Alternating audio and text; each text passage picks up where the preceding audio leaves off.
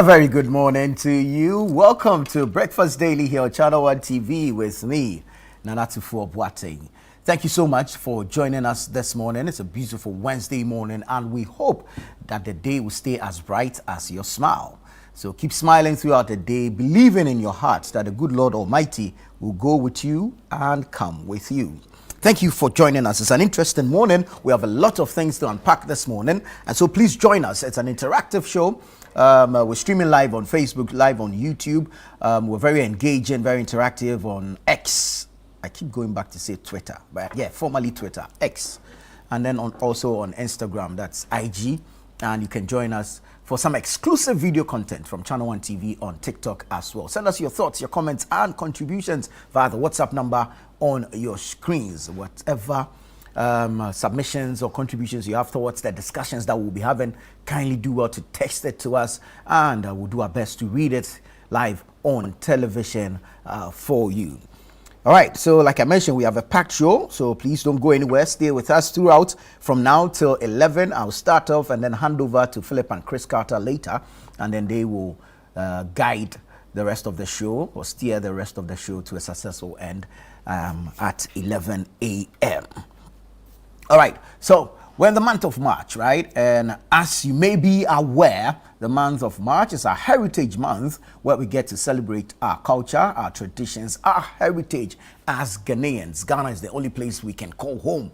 Even if we sojourn, even if we travel, Ghana is the only place we can point back to and call home.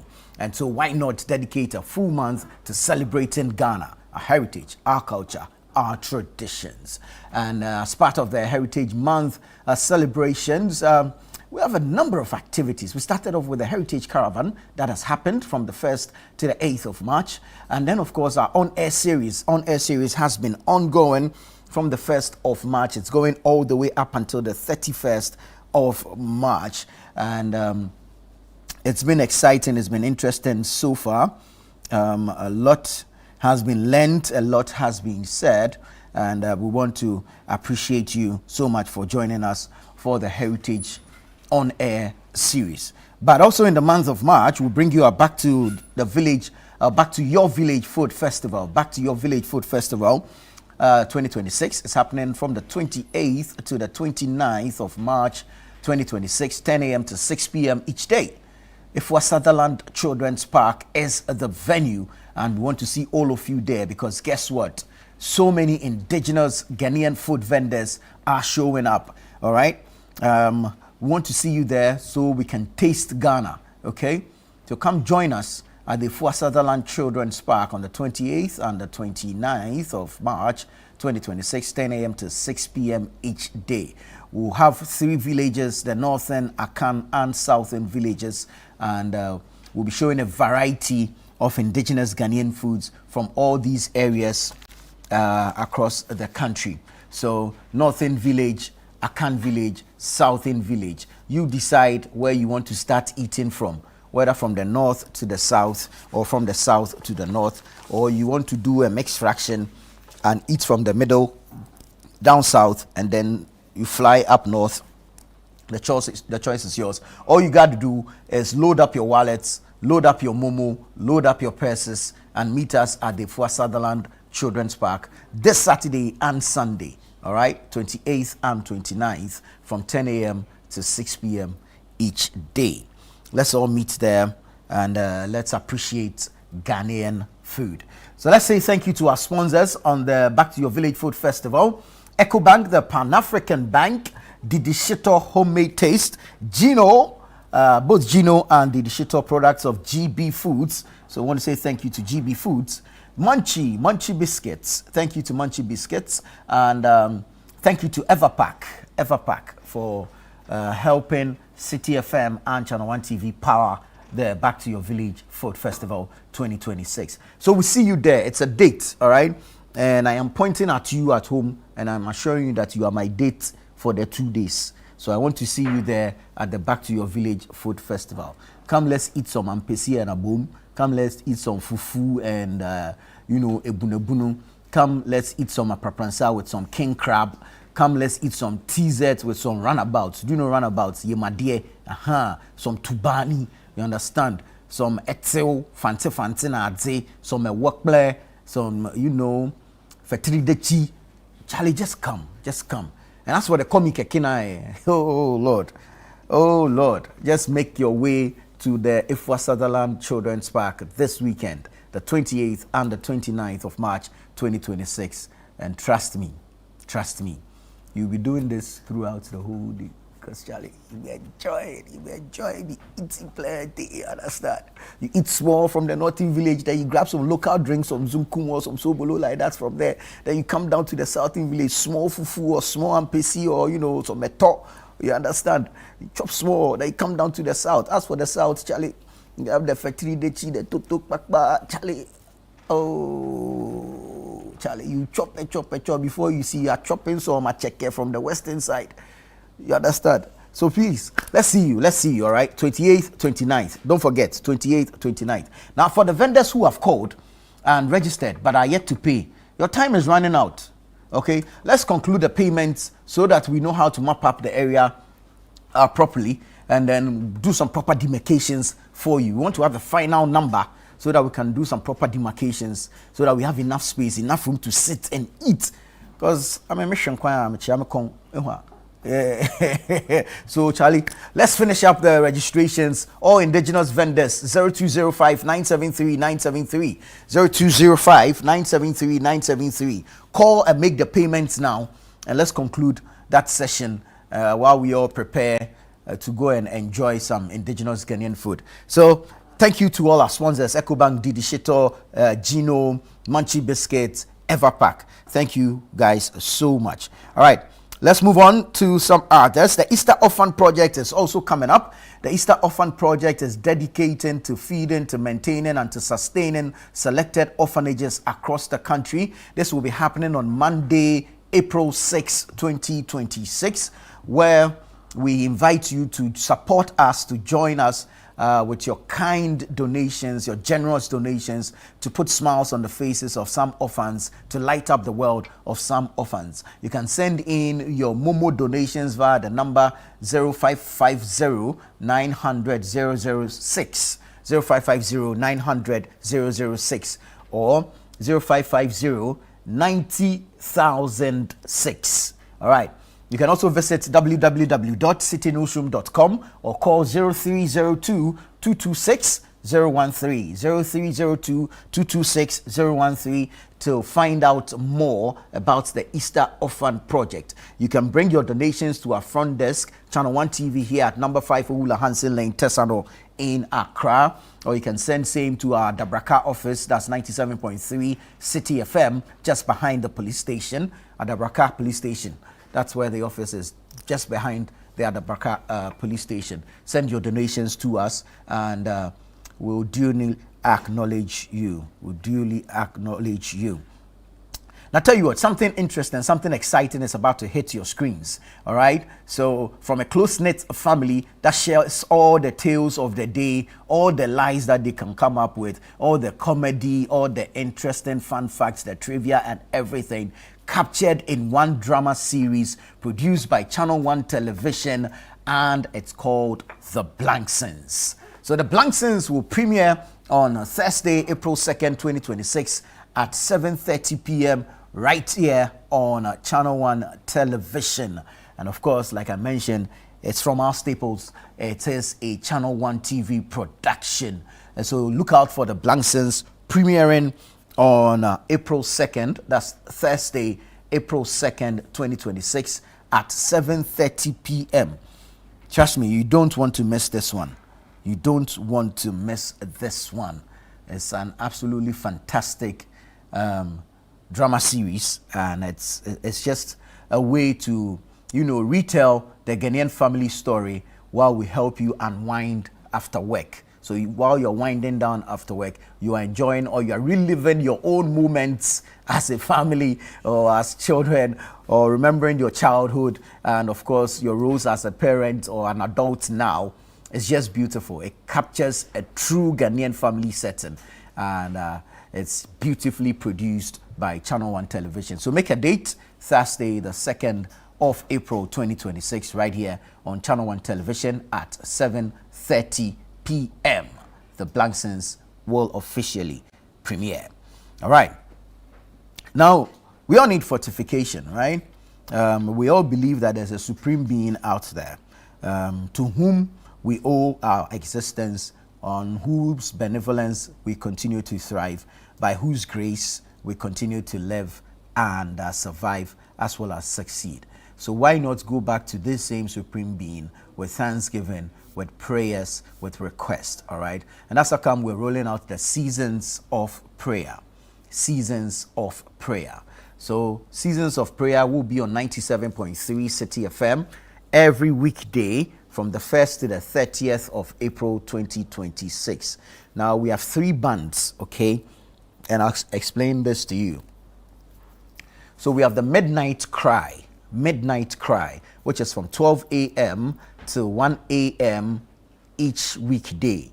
Midnight Cry, 12 a.m. to 1 a.m. each weekday. Then we have This Is Your Day from 4 a.m. to 6 a.m. This Is Your Day, I know you're familiar with, on radio 97.3 City FM. This Is Your Day, 4 a.m. to 6 a.m. every Monday to Friday. And then we have Prayer Encounter. That's from 12 p.m. to 1 p.m. And this will be live on Facebook, okay? The City FM Facebook page will be streaming the prayers live. So 3 bands, the Midnight Cry, 12 a.m. to 1 a.m. This Is Your Day, 4 a.m. to 6 a.m. And then we have the Prayer Encounter from 12 p.m. to 1 p.m. And it will be live on Facebook, City 973. So please do well to join us. Let's pray. Let's lift up supplication to the Lord Almighty. And you can call 0244 981112 for more information. 0244 981112 for more information. But you join the feed live on Facebook. It's City 973. City 973. Same on X, same on Instagram. City 973. Join us. Let us seek the face of God. Let us seek His intervention. And let's pray for guidance, for strength, for blessings, for grace. So seasons of prayer will take off from the 1st to the 30th of April 2026. With that said, you can jump onto the Google Play Store and download the Channel One News online app. That's where you have access to the news. It's regular, it's factual, it's accurate, it is timely. So Channel One News online app hosted on the Google Play Store. Download and install and have access to the news. It is simple to use, the interface quite easy to navigate. You shouldn't have any problems at all. All right, thank you so very much. We're going to go into the newspapers now and bring you the front pages of the various papers. Let's start off with the Daily Graphic newspaper. Front page of the Daily Graphic says, slavery is criminal. Slavery is criminal. And President Mahama declares at UN tables motion for reparation, voting today. So we know that the president spoke yesterday at a high-level special event describing slavery as criminal. And today the vote on that motion is expected to happen at the UN. We look forward to the outcome of that. All right. Other stories. Controller partners banks to develop digital payment platform. Controller partners banks to develop digital platform. Damai Mine. Ministry commits to competitive bidding to select investor. Damai Mine. Ministry commits to competitive bidding to select investor. Stanbic Bank launches Obasima to finance women's businesses. Stanbic Bank launches Obasima to finance women's businesses. And then you have only 44% of big push projects awarded through sole sourcing. That's according to the Roads Minister, Kwame Govins Abuja. Only 44% of big push projects awarded through sole sourcing. Okay, you get the details in the Daily Graphic. Now, when you go to the back page, Ministry steps up efforts to tackle flooding and housing deficits. Ministry steps up efforts to tackle flooding and housing deficits. EU presents military equipment to National Security Council Secretariat. EU presents military equipment to National Security Council Secretariat. So that's the Daily Graphic newspaper for today. Let's go to the Ghanaian Times. Front page of the Ghanaian Times says, no excuse for slave trade. President Mahama tells UN. No excuse for slave trade. President Mahama tells UN. Damai mine. Is the way it rhymes. It always gets me. Damai mine. Damai mine. Lands Ministry open to competitive bidding process. That's according to the Sector Minister, Emmanuel Amakofi-Boa. Lands Ministry open to competitive bidding process. Let's collectively tackle regional challenges. That's Ahmed Ibrahim, the Minister for Local Government, Chieftaincy and Religious Affairs. Let's collectively tackle regional challenges. Ahmed Ibrahim speaking there. And then you have the Big Push Project. Roads Minister dismisses claims of sole sourcing. Big Push Project. Roads Minister dismisses claims of sole sourcing. So that's on the front page. Let me turn to the back page real quick. Stakeholders call for urgent food labeling policy as kidney disease rises. Stakeholders call for urgent food labeling policy as kidney disease rises. GSA, that's the Ghana Standards Authority, clamps down on substandard paints in Accra. GSA clamps down on substandard paints in Accra. So that's the Ghanaian Times newspaper. Daily Guide is next. Daily Guide is where I'm going next. Majority and minority clash over sole-sourced road contracts. Majority and minority clash over sole-sourced road contracts. Mahama loses Lincoln honorary degree over LGBTQ bill. NDC reversing economic gains. That's according to NPP, and it comes with a picture of the Director of Communications for the NPP, Richard Ahiagba. EU, Ghana. Okay, so EU and Ghana signed security partnership. Okay, and then you have NPA extortion trial. 2 accused cut deal as OSP witnesses.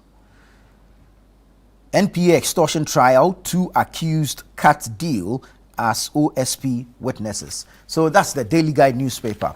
I'll take you to the News Center. Elvis Darkon's The News Center newspaper.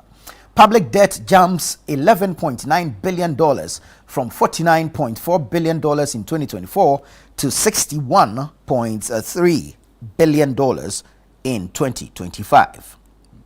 Interesting. 44% of major road contracts sole sourced. That's according to the Roads and Highways Minister Kwame Governs Abuja. Rail project stall as only 73 million cedis allocated in 2 years. Rail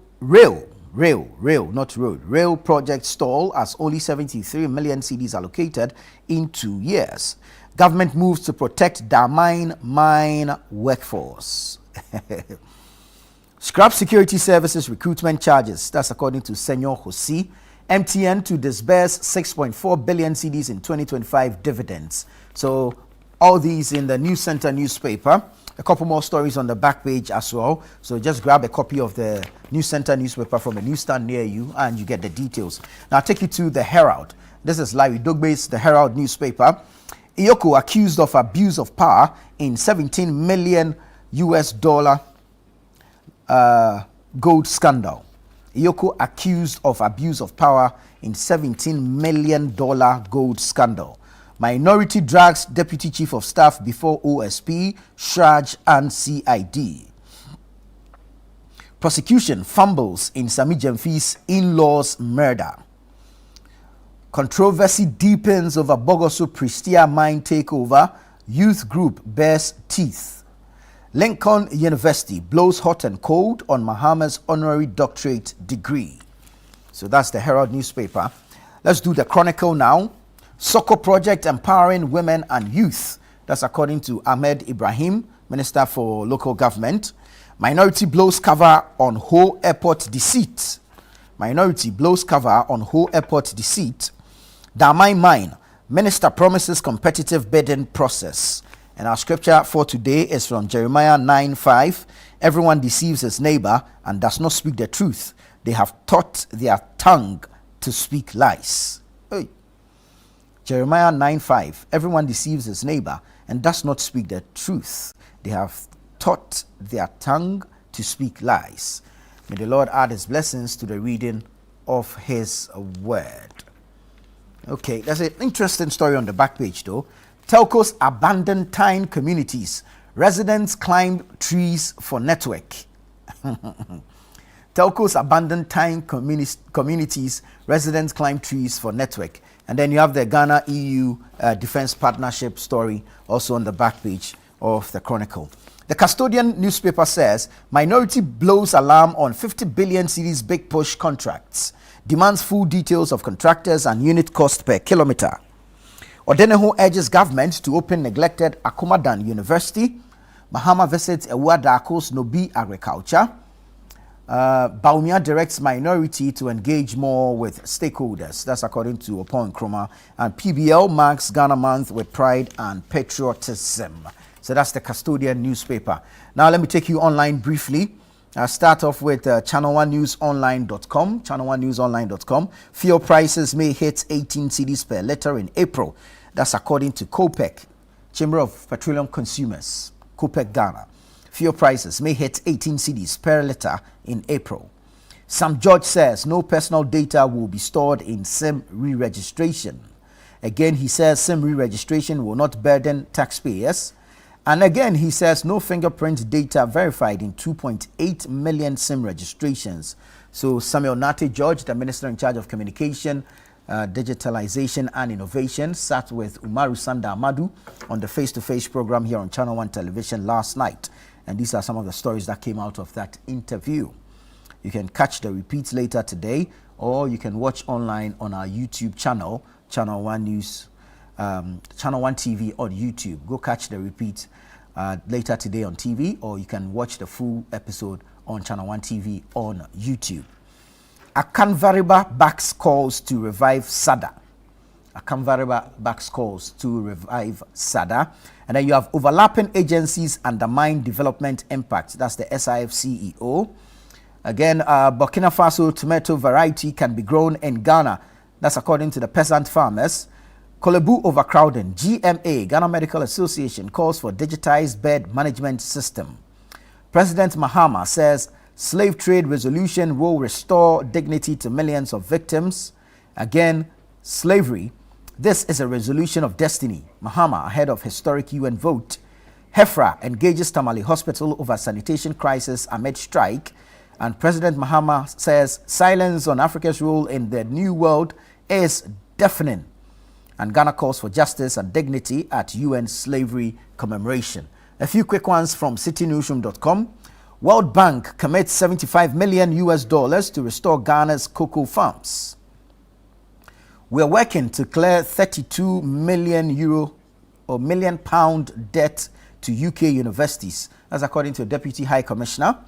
MTN Ghana backs phased digital SIM re-registration drive. President Mahama says US normalizing the erasure of black history.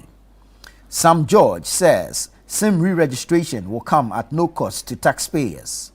Minority petitions OSP Shraj to probe old BOG office renovation contract, and Africa's role in building Europe New World overlooked. That's according to Mahama, the president, of course. Kolebu crisis. GMA pushes for digitized bed management system.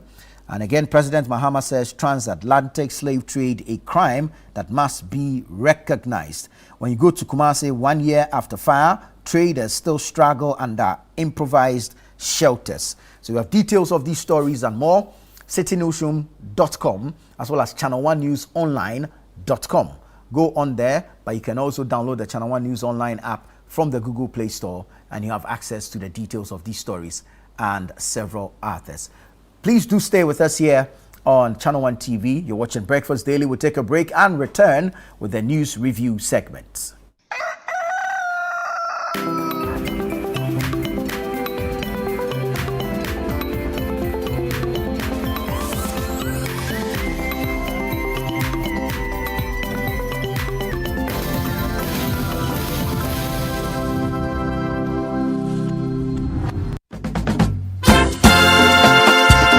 the energy and reconnect with your roots this March at the Back to Your Village Food Festival 2026. Join us for a celebration of Ghanaian culture and cuisine from all across the country. Northern, Akan, and Southern villages will all be represented. It's more than just food. It's about culture, family, and memories that last a lifetime. Let's come together this March to discover the flavors that make us who we are. The date is 28th and 29th of March 2026. Venue is the A4 Sutherland Children's Park. The time is 10 a.m. through till 6 p.m. each day. Interested vendors can register by calling 0205-973-973. The Back to Your Village Food Festival 2026 is powered by Channel One TV with support from 97.3 City FM and is proudly sponsored by Ecobank, Gino, Didi Sheto, Munch Biscuits, and Everpat.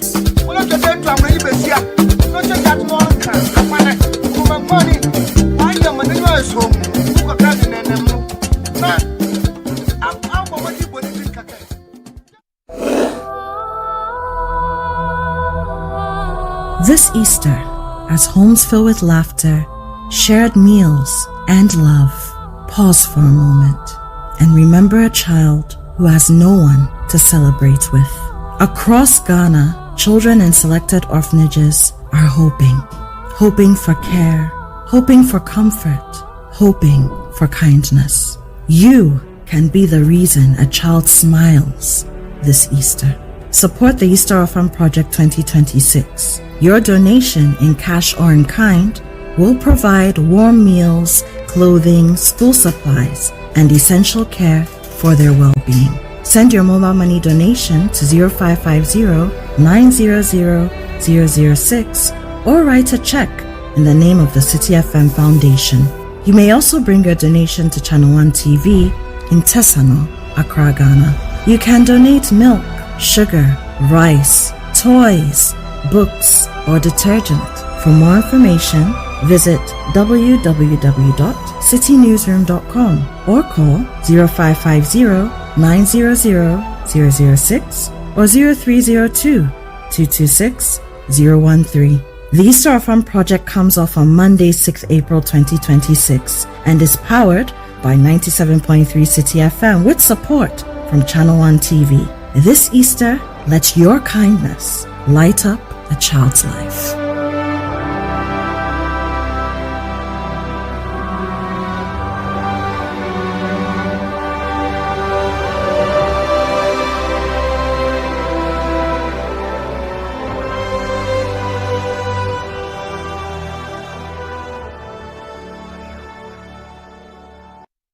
Hundreds of entries have poured in from communities all across the country, and the energy is off the charts. The quest to uncover the most deserving stories has kicked into high gear. Stay tuned for the thrilling reveal and the grand celebration of our esteemed 10 Channel One TV community legends, only on Channel One TV.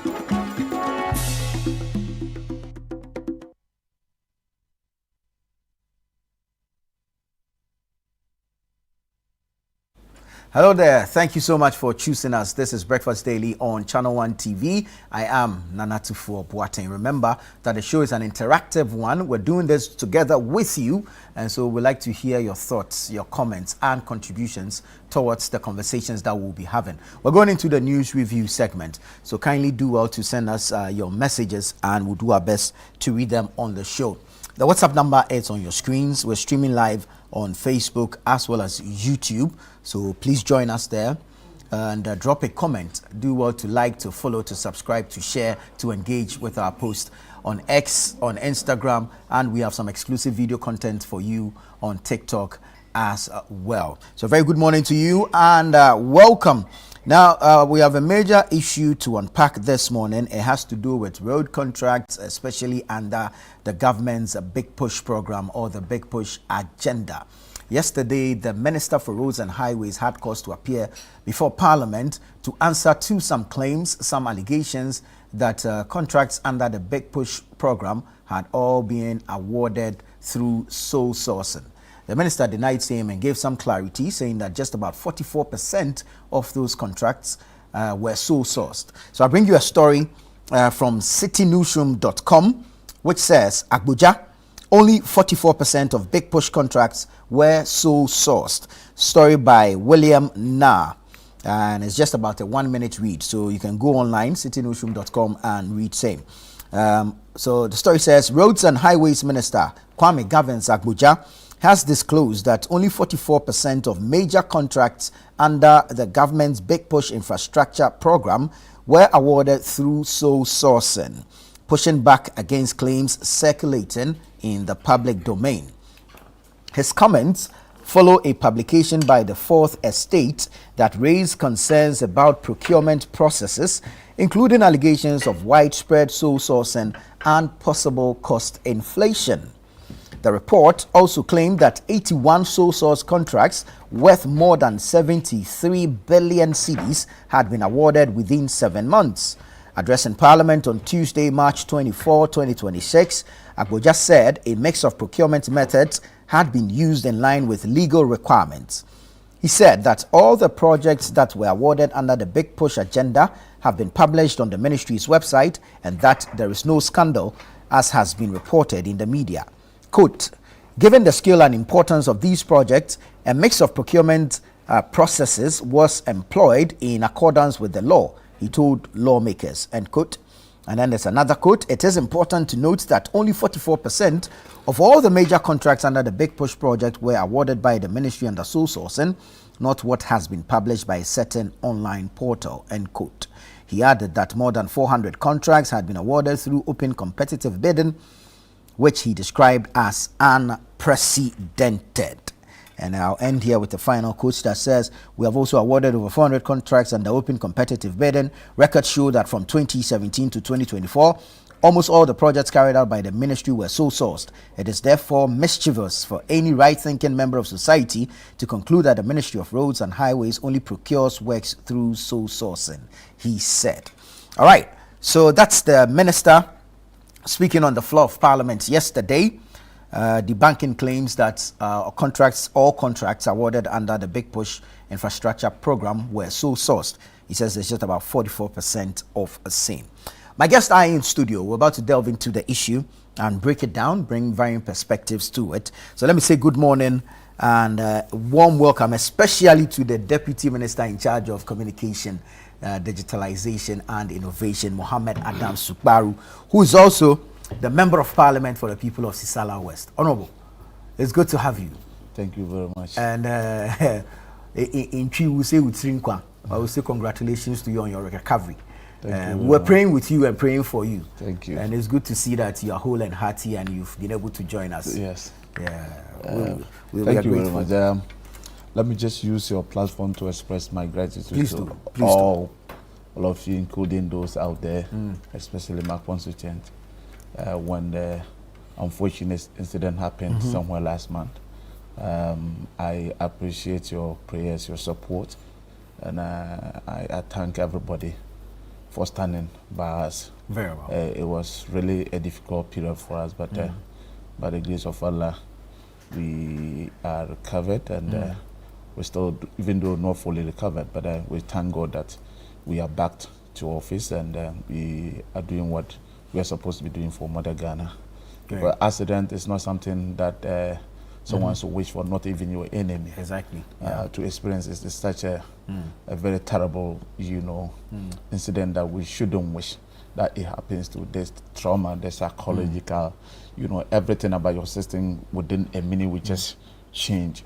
The direction of your blood will change. Your thinking, everything, change. All of a sudden, your plans, everything must have been horrific. I mean, it's a very, very terrible situation. I want to use this opportunity to thank Almighty Allah for, saving us from that, near fatal accident, and also, for His healing mercies. Most especially the people of this country. We are one people that when you see somebody in trouble, regardless the person's social status, the background, the political differences, all of us come together and wish the person's well. And I think it is something that is commendable. Indeed. That as a country, that unity of sense that we always give to one another is something that needs to be applauded. And I want to appreciate everybody. And His Excellency the President has been very supportive during the time. The Chief of Staff, the Speaker of Parliament, the parliamentary leadership, and almost everybody in government, in Parliament, and Ghana. They've always been wishing well. I've been praying for us. They stood by us. And also the second one, today happens to be my wife's birthday. Oh, wow. And today is my second time. Happy birthday to Hajia. Happy birthday to Hajia. But when I was coming, she said I didn't sing for her. I said she shouldn't worry when I get to the studio. You give her shout out. Yes, so I'm wishing her a very, happy birthday to her. She's been very, very supportive. Indeed. She's the type of woman that every man would want to have, because my wife has been like my production manager, just like your studio. As you are sitting here, there are people behind us. So that's me too. That's our production manager. So I appreciate you. Beautiful stuff. On behalf of the kids, we say a very big happy birthday to you. And this birthday brings a lot of love. Today, I don't know what to wish for her. Indeed. Just want her to know that. If only she could hear the whispers of your heart. I believe somebody will tell her. She's not the type that watches TV, but now she's on her way to drop her kids in school. So I know somebody will tell her. Very well. So whoever that is watching should tell her that I say I love her more. Very well. Thank you very much. Happy birthday to Hajia. Let's say good morning to Alhaji Kamaldeen Abdullahi. He's a Deputy National Communications Director for the New Patriotic Party, NPP. Alhaj, good morning and welcome. Good morning, Nana. It's good to see you. Good morning to my brother, Honorable Suparu, and of course to Engineer, as well as those watching us. Of course, Nana, let me just add my voice to what Honorable Suparu said. Accident, just like sickness, knows nobody. When it comes or when it occurs, trust me, you either the one to be affected or a loved one of yours may be affected. True. And we would have to commiserate with him and whoever was involved in that accident with him, and also wish them a speedy recovery, as it were. Just as we wish every single person at the emergency ward today a speedy recovery. Very well. And calling on the hospitals and the Minister of Health to work harder to ensure this no bed syndrome is nipped in the bud. Very well. Just for our own sake. Alhaji, thank you. Engineer Michael Kosidede is also here. He's an engineer and a regular on the show. Engineer, good morning. Good to have you. Good morning, and good morning to your viewers and my colleagues here in the studio as well. Very well, very well. Engineer, so here's what I'm going to do. I'm going to start with you, since you are a built person. No, I'm not a built environment person. Oh, you're not in the built environment? I'm actually a mechanical person. A mechanical engineer. Yes, a okay, very well, very well, very well. But I'm sure you have some expertise to share with us regarding these road contracts and the allegations of sole sourcing and the clarification that came from the sector minister, Kwame Gavin-Sagboja, yesterday, saying that only 44% of these contracts were sole sourced. We understand that due to the nature of certain projects, some bidding processes can be employed. You can go through competitive bidding, open. You can do sole sourcing. You can do restrictive tendering or restrictive bidding as well. So, help us with some level of clarity towards this big push agenda. Is there any urgency in road construction for anyone at all to want to engage in sole sourcing? Well, let me begin by saying that everything that government does, the integrity of the job, the process and everything borders on transparency. True. And if there's no transparency, then it leads to a lot of questions being asked as to what the intent was. So road construction, unless bridge has been damaged, and therefore access to certain parts of the country, I mean, there can be no, I don't see how a road contract can be declared an emergency, because clearly every part of this country is virtually accessible. So it is only when a bridge gets broken down and therefore access is denied that we can declare that as an emergency, which for me will then qualify for sole sourcing. But other than that, I don't see how any other road construction would qualify for a sole sourcing under the emergency. Even if you look at the act, if you go to section 40, it clearly defines the conditions under which you can sole source. And one of them is an emergency. But that is where anybody who would then say that any road construction is an emergency would be, I would find that very, very, very strange. So that is my premise. Now, the other thing here is that it says 44, so another 66% has not been sole sourced. Now, where were the advertisements placed? You see, because it is important that these things are done properly so that everybody can then reference it. So in the minister's explanation, he should have possibly pointed us to all the places where advertisements were placed for the contract. And again, if you look at the sole sourcing, it says that if you go under a certain section, it says that you need to actually list them. The contracts that you are going to sole source, publicize it that you are going to sole source this ones. Was that also done? So these are the issues of transparency that are important for us to be able to judge whether the government is being transparent and sincere with us. What he said yesterday is that all projects that were awarded under the Big Push agenda have been published on the ministry's websites. Yes, but you see, when you read the law, it says that even before you award the contract, you must list that you are going to sole source these ones.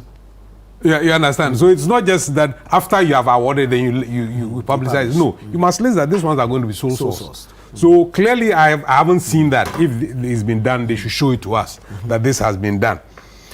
Now, a few weeks ago, when I was on this program, I pointed out that in the classification of contractors in this country, something very, very interesting had happened over the last 2 years. Okay. In 2023, the ministry decided to reclassify contractors in this country. And when they did that, as at 1st January 2023, there was a total of only 233 contractors who are qualified to be on that list. Then by December or November 2024, that list had increased to 1,414.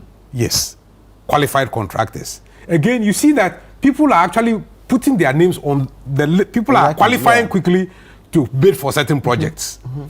Now, between November and when this government came into power after the election and December 2025, that number had increased from 1,414 to 3,464 contractors. You don't say? Yes. It's on the Ministry of Roads website. You can verify it. So there's a dramatic increase in the number of contractors who suddenly qualify to bid for government contracts. And the number who qualify for what we call unlimited has increased from mere about 40-something to 290, which means unlimited. They can do any scale of contract works. So the grounds have been laid. True. You understand? So these are the things that if we want to investigate thoroughly, we need to go back and look at all that information. How did all of a sudden people qualify in such huge numbers?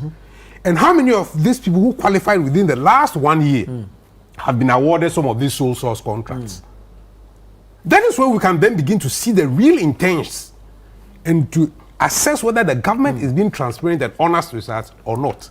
So these are the things that we need to follow very carefully so that we can arrive at conclusion, and not just the mere fact that, oh, we went through the law. No. We need to go back and look at how people suddenly ballooned, the list of qualified contracts suddenly ballooned, and then be able to look at them and say how many were upgraded from a certain level to A1, B1, and how are they truly A1, B1 qualified, and not people who are suddenly going to take contracts and go and sell it to other people. These are the things that we need to watch. Now, even when we have done all this, what is the guarantee that good work will be done. Again, we begin with a certain cost. We say, oh, this is how much the contract is going to cost. Then as the contract proceeds, the amount jumps from maybe 20,000 and increases to about maybe by 100%. Because we have not taken time to do clear feasibility studies. And these things can balloon contracts, especially when it comes to road infrastructure. It can balloon contracts easily. You see, because when you go to say we are going to do a road from here to, let me use the typical expressway from Accra to Kumasi that was advertised. This is completely new infrastructure. You are going to go through virgin land and all manner of things. Right.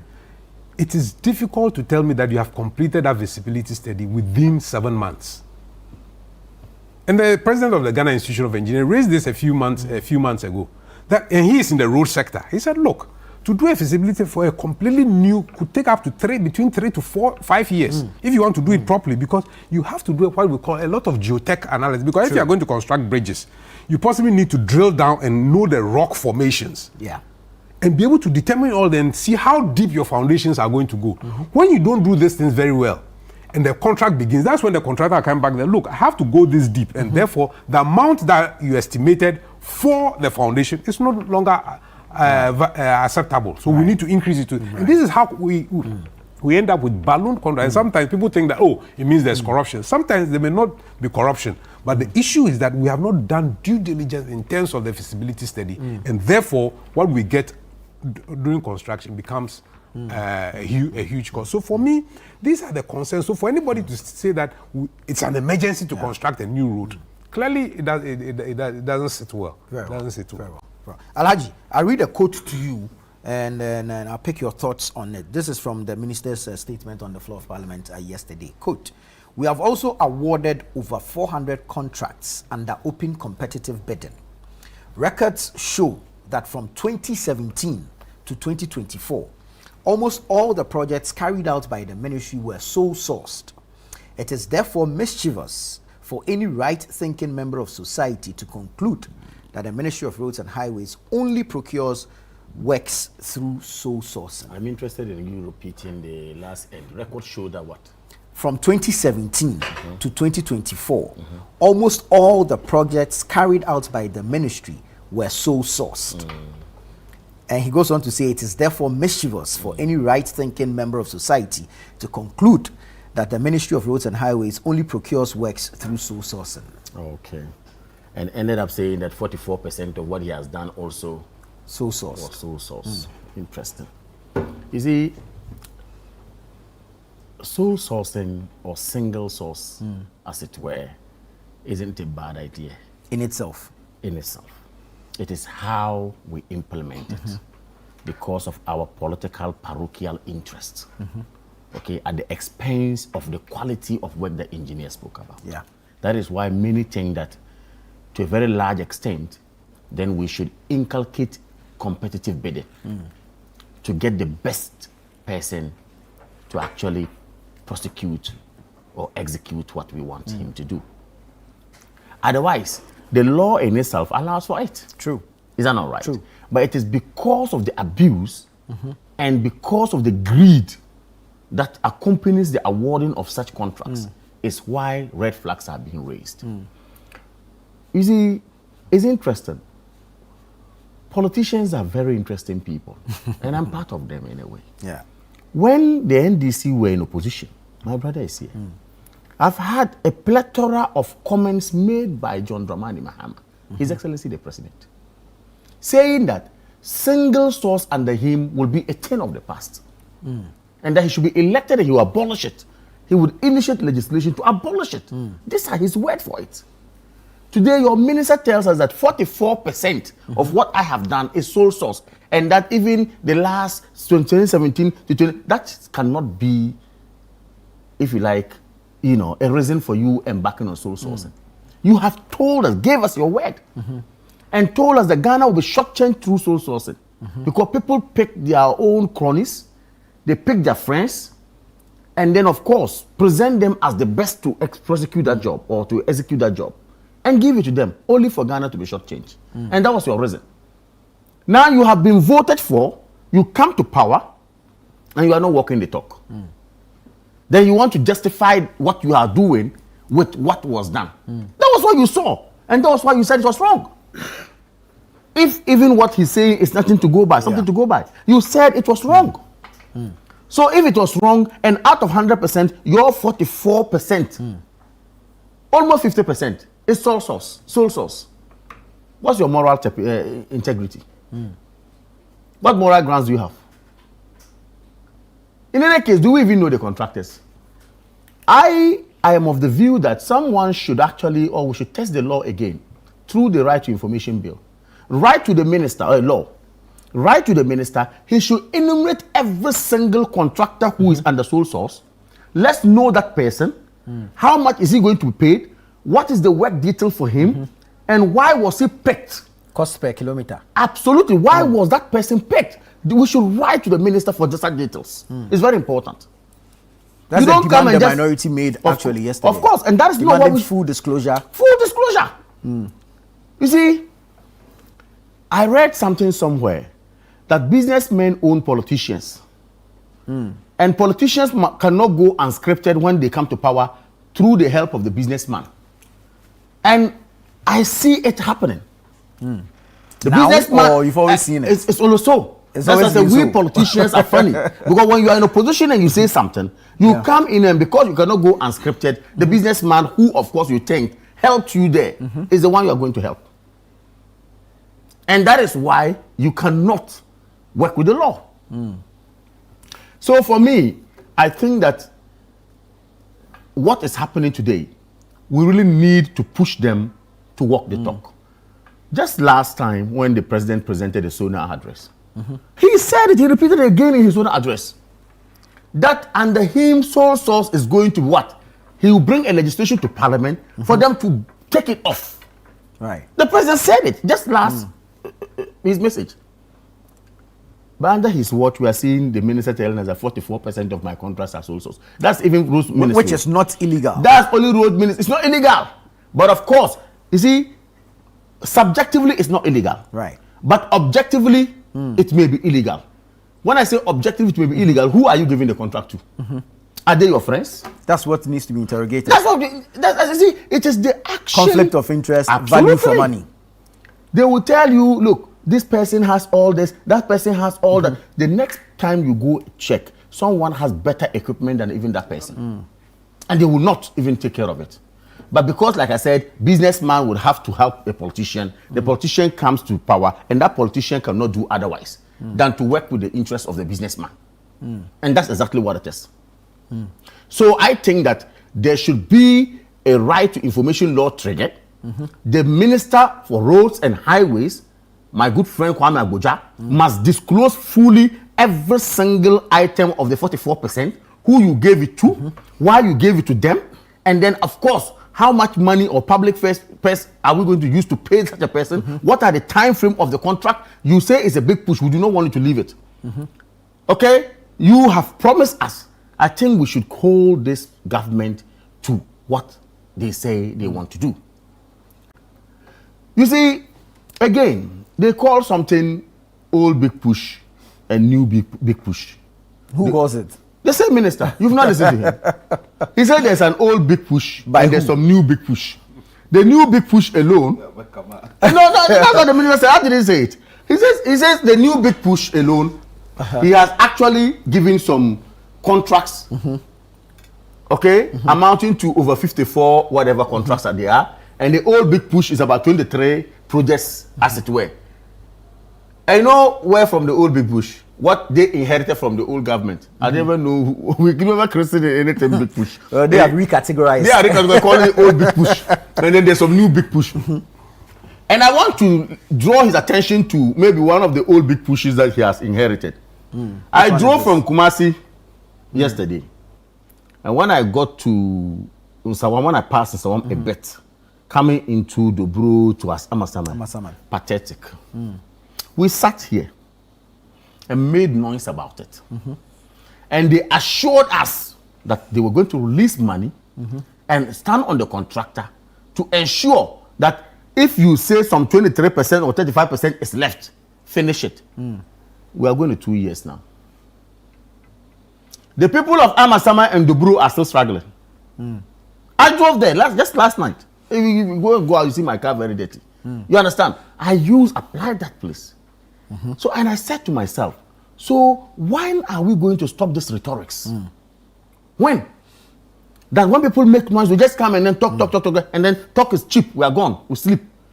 And you say we should clap for you because you have inherited some 23 old big push, and that you have actually made sure that you are working on them. You won't abandon them. You are now also signing new ones about 54 when you don't even have money to pay salaries.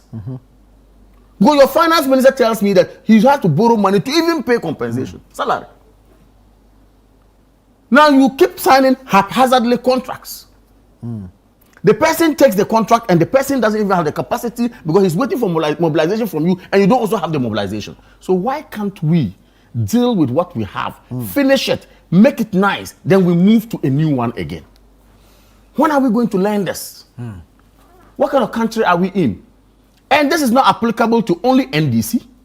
If we want to build this country, let us look at both sides. I'm MPP and I'll continue to be MPP.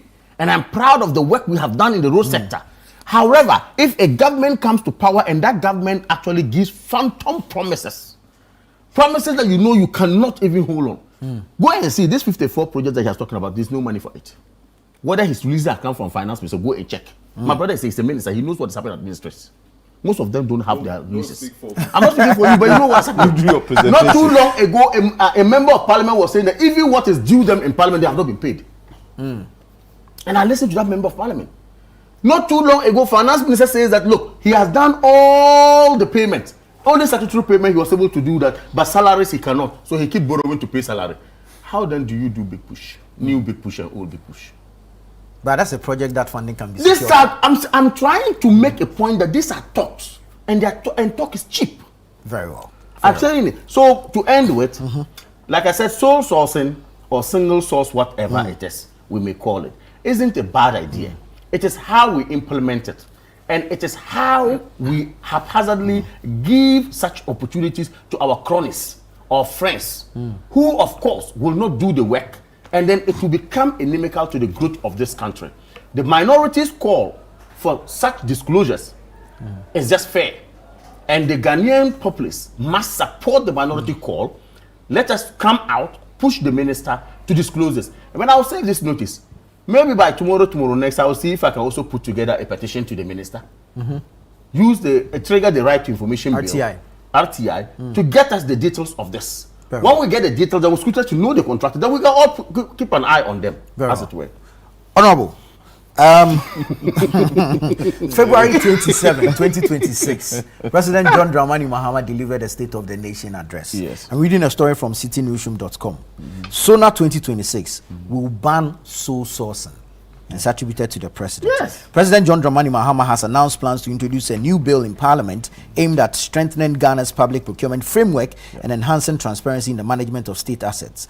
Delivering a State of the Nation address on Friday, February 27, the president outlined his administration's intention to reform procurement procedures, particularly by restricting the use of sole-sourced contracts. Exactly. And here we have the minister telling us that 44% of the contracts are sole source. The minister is in contradiction of the president who appointed he is not in contradiction of what the president said. My brother, you and I, including my co-panels here, know very well that governance is a process.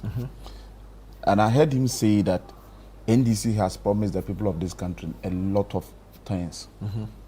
Of course, we've done that. All the promises that we made during the 2024 elections, we have started we started implementing right from the day the president was sworn in as the president of the republic. Right from the day he took over governance on 7th January 2025. And so, like I said, governance is a process. That's why he again indicated his intention, because it was part of a promise he made to the people of this country that when given the opportunity to rule, he would make sure that sole sourcing become a thing of the past, simply because it is one of the avenues that people use to, to engage in corrupt practices. Again, I've heard my brother engineer says something about sole sourcing. and the fact that roads are not emergency, there's no any emergency road whereby we need sole sourcing to, to procure contractors to work on our roads. It is not only limited to emergency. When you talk about emergency, in construction in general, one of the things that you look at in awarding a contract to a contractor is the technical know-how, the competence of the contractor. I am happy that Ghanaians, and for that matter, minority, are starting to be, let me say, doing their work. Providing oversight and asking necessary questions as far as scrutinizing is concerned. We are ready for accountability. And this government, right from the word go, President Mahama says that he is not going to hide anything from the people of this country. And at all times, he will make sure that he provide what it is right and what the information is, what he is about and what he is doing to the people of this country. And that is why yesterday, when minority requested the publication of the contract, not up to an hour, the minister in charge of the sector, Minister for Roads and Highways, Kwame Agbeja, ensured that those contracts, including the amount, the kilometers, the contractors, were published. It is a public knowledge. And so when we're talking about road sourcing, sole sourcing in the road sector, it is about the technical know-how. And right from the word go, the president said it, that the big push is not going to be a contract for wheelbarrow and whatever have you. You remember he said that because when he made the announcement that it is not going to be a contract for people with wheelbarrow, he meant business. What he meant by saying was that people with technical know-how, people with competence, people who has the capacity, the ability, because they don't want to give you a project, then you will go and say that, okay, after taking the project, you are now going around looking for a grader, you are not going around looking for a payloader, you are not going around looking for probably, the machines that you need to carry out the project. So if you look at the Big Push project, all the contracts that have been awarded to the contractors, you can do your tour, you can check with your regional correspondents. Every region, all these roles that he indicated, those that were published, if you go, you would realize that all the contractors are already on the side working. Nobody has taken the contract and say that you will go and they are now looking for. No, if it were my brother Kamal, Alhaji Kamal didn't sit in here, if he had the capacity, that is one thing about this government. But we don't discriminate. Capacity, competence, and technical know-how. Exactly. Capacity, technical know-how. Competence. Is it grounds for sole sourcing? No, that's not. I'm saying that in construction. In construction. So now, if you are talking, that's in construction, it is allowed. And that's but if you don't allow others to also bid, how would you know they have when you say, that's why he said about 400 contracts were also procured through competitive bidding. He stated that yesterday. And he says that it is 44% of the contract were under sole sourcing. Right.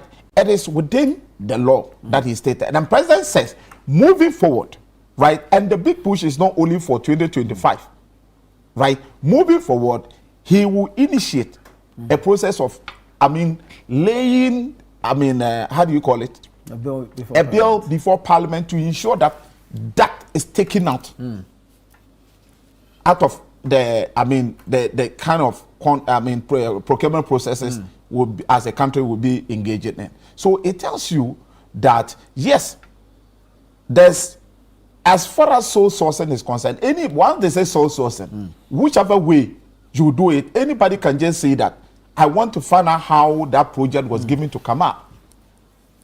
Is it because he's my brother? Is it because he maybe he and we have certain relations somewhere and all of that? It is right. But if it were a competitive bidding, nobody will raise questions like that. But I'm telling you that this particular project, Big Push, right from the word go, President didn't hide anything from the people of this country. He spoke about competence. He spoke about technical know-how, and that those contractors who have the capacity, technical know-how, are the people that they are going to entrust our contracts to because it is something he says we must build roads for our country. So for instance, I don't know, and you see, I don't know if you've ever used Bua to move to Bolga. He knows that road that I'm talking about, where we had the accident. That road has been there since. In fact, let me even say, my part of the world, after Wa, we have never. This is the first time that we are seeing quota. There are people living in my constituency. There are people living in Sisale East. There are people living along to the China Paga. When you say first time under NDC or under MPP? Which one? The road. I'm talking about. I'm very conversant. You say this is the first time I see quota. So I'm coming there. I'm coming there. No, I haven't. That's what I'm saying. So, but this is the first time. What is the first time? This is first time that government has been intentional about that particular road to ensure that the road see to it, its government see to it that that road gets the needed facelift, including the tarring of the road. Has of course, for me, of course, it started by the previous government. I'm not going to take that from them because my WUMS is working from that section, and that road was also started in 2015. You remember from the channel towards Sisala East, Nakong area. Yeah. My WUMS was there in 2016. After 2016, the project stalled. There was another contractor in my constituency towards Hen, Greenhouse, whatever. Is it Greenhouse something construction? Yes. It was also started in 2016. And then when there was change of government, the contractor left side. It never returned. And I want to tell you that under this big push, all these contractors are back to site. Under the previous government, section of that road from Tumu towards Hen, about some kilometers were awarded to Askar and some other contractor. Right? And so when this government came, they said we cannot abandon these projects. But we promised the people of this country that when we come, we are going to come out with a policy called Big Push, where we are going to make available resources to ensure that all those roads and the Big Push, there will be money. So that when you raise your certificate, you will not come back to tell me that I'm not going back to site because my certificate is not on it. And government says that whatever it will take government to ensure that funds are located for that purpose, government was going to do that. And that is what exactly government has done. Right. And so government didn't just only contract new contractors. Even those that were awarded under the previous government, government didn't neglect them, unlike they did in the past. Government didn't say because we didn't award. Really? That, yes, of course. Government didn't say because we didn't award those contracts to you, we are not going to pay you. Government actually said, we are going to bring all of you under a policy, new policy, which is the Big Push. And make sure that funds are allocated for that purpose. And that is what government has done. As I speak to you, if you go back from Tumu to towards Nakong, you would realize that the contractor, Mawums, is back on site. And the kind of work he's doing over there, it will marvel you because he has the capacity and all his equipment are there. He's fixing the road. Which is this fine. Is a contract. I'm coming. This is which a contract. This is a contract. To the commitment. Yes, I'm coming. This is a contract. Of course. This but is you're a not contract. Speaking to the this conflict of interest issues, the value for money, I am just telling you, the policy assessment. I'm coming. I'll get it. This is a contract that was done under sole sourcing. This is a contract that was done under sole sourcing. All these contracts I've mentioned, that all the 23. Is it 23? The 23 billion you... The old Big Push. He never said old Big Push. He said it. No, he said the old contract that was brought under the Big Push. He is referring to the old Big Push. No, he's only been mischievous. He's only been mischievous. So he's telling you that even those contracts were done under sole sourcing. And I can tell you, one, it is very critical. It is important as people we scrutinize.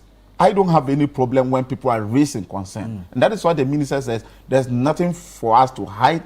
Anybody can just, I'm happy he says that he's going to find out which road was given to who and the relationship of those contractors and whatever.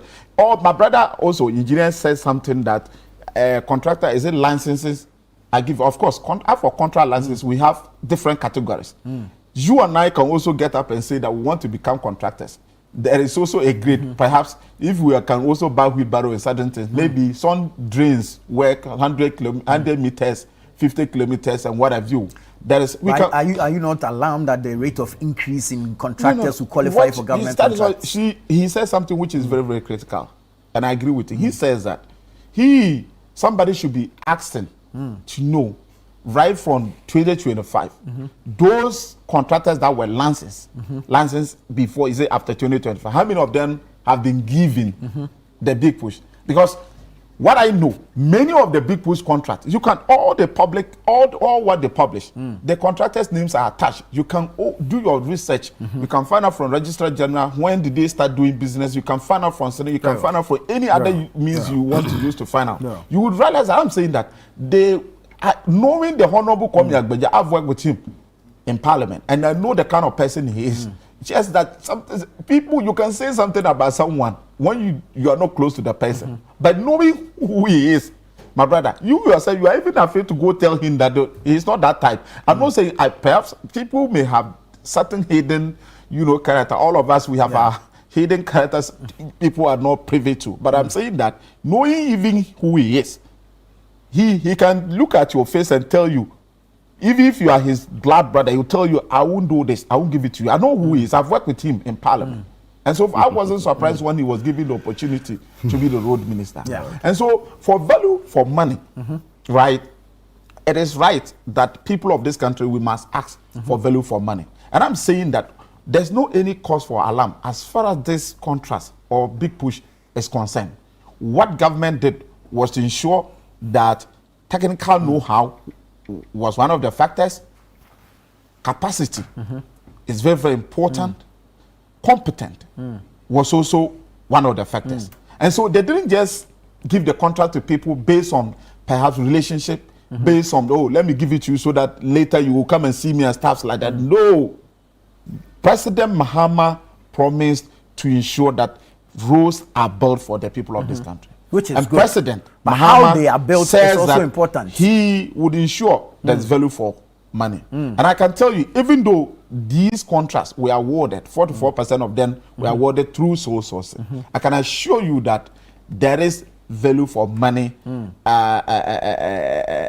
audit before the processes followed before the procurement. The justification for the awarding of the sole source contracts is where the challenge is. And I am telling you, the justification is that the justification I just told you is technical know-how. It is not about what the engineer said. My brother engineer said that, yes, of course, if you look at under the act, it tells us that before you can do sole sourcing, unless there's an emergency, or there are other factors. Right. But in this case, in construction, technical know-how, capacity, and competence. You cannot give a contract, of course. But you that cannot be grounds for sole sourcing.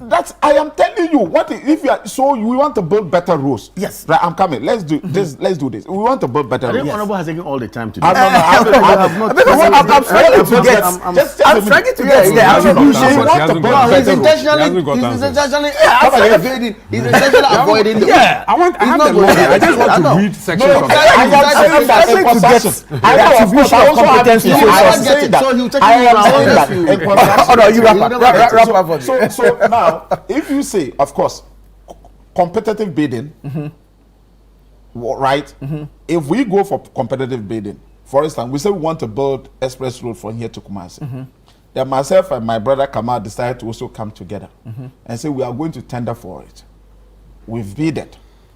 Perhaps one of the factors they will look at is who is bringing, you always want to ensure that there's value for money. True. Maybe you have quoted maybe 100 million more or 200 million more.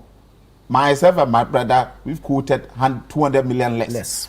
Prof and engineer quoted 50 million or so less. And they say, because of value for money, let's give it to him. Or for all you know, he doesn't even have the capacity. He doesn't have the technical know-how. All you know is a wheelbarrow contractor. All you know is a wheelbarrow contractor. In the words of and you are giving him the contract. Now, at the expense procedures. of the people, look at the number of accidents that are happening from here to Kumasi. Now, Very engineer is saying that he's going. He's not going to look for. Let me end here. No, he's not going to look for. He's not going to look for. So that is what I'm saying. That contract, especially road sector, most of them, it is based on technical know-how, competent and capacity. Very well. Thank you. Engineer, I'll come to you then. We'll go into the law or the procurement Engineer law. is not a lawyer, he's an engineer. He should talk to the quantities. He should speak to the quantities. The laws in the engineering field. Engineer, so speak to the quantities. Mustafa from Lower Manya Krobo says, sole sourcing is legal until you raise issues about value for money and conflict of interest on the contract. Exactly. Sole sourcing doesn't amount to corruption. And that's exactly what we're trying to do here. He says the big push has come to stay, and he sends his regards to Dr. Winfred Koliteba. Okay. Good morning, Nana. This is Abdul Ganiu Mankarigu from the Savannah region. In the case of Kwame Gavin Sagboje's sole sourcing controversy, projects 44 to 46 refer to the same road, yet they carry different contract numbers. These contractors assigned to one project essentially the same job. Is this the so-called 24-hour economy? No. One road, 3 contractors, 3 shifts, each receiving 200 million cedis. The figures speak volumes, but accountability remains silent. This is deeply troubling. These are the very issues you criticize while in opposition regarding sole sourcing. Today, the narrative has changed. Indeed, karma has a way of revealing itself. Okay. This one says, Alhamdulillah Rabbil Alamin, all praise and thanks to Allah, the most gracious, the most merciful, for his abundant mercies upon the life of the lion, Honorable Muhammad Adams Sukbaru. Ya Allah, we are deeply grateful for your divine protection, for sparing his life and for restoring his strength. Okay. This is just prayers for you, basically. Jomo from Pokwase. Okay, Festus from Jomo Pokwase says, aside the sole sourcing brouhaha and matters arising pursuant to the NDC's earlier claims and sudden U-turn on government contracts, let's be quick to ask, how can NDC run a 24-hour economy without sustainable power supply? Honestly, the power fluctuation is becoming one too many. All right, engineer, final thoughts on this contract. Quickly, you see, when you go to section 40 of the law, it says that a procurement entity may engage in single source procurement under section 41 with the approval of the board in the following exceptional circumstances. Then it goes, A, where goods or works or services are only available from a particular supplier or contractor. B, where there's an urgent need for the goods, works, and services. Like a natural disaster. Exactly.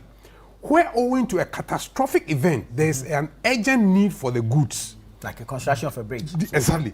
D, where the procurement entity, having procured goods, equipment, technology, or service from a supplier, contractor, or consultant, determines that additional supplies must be procured from that supplier. Right.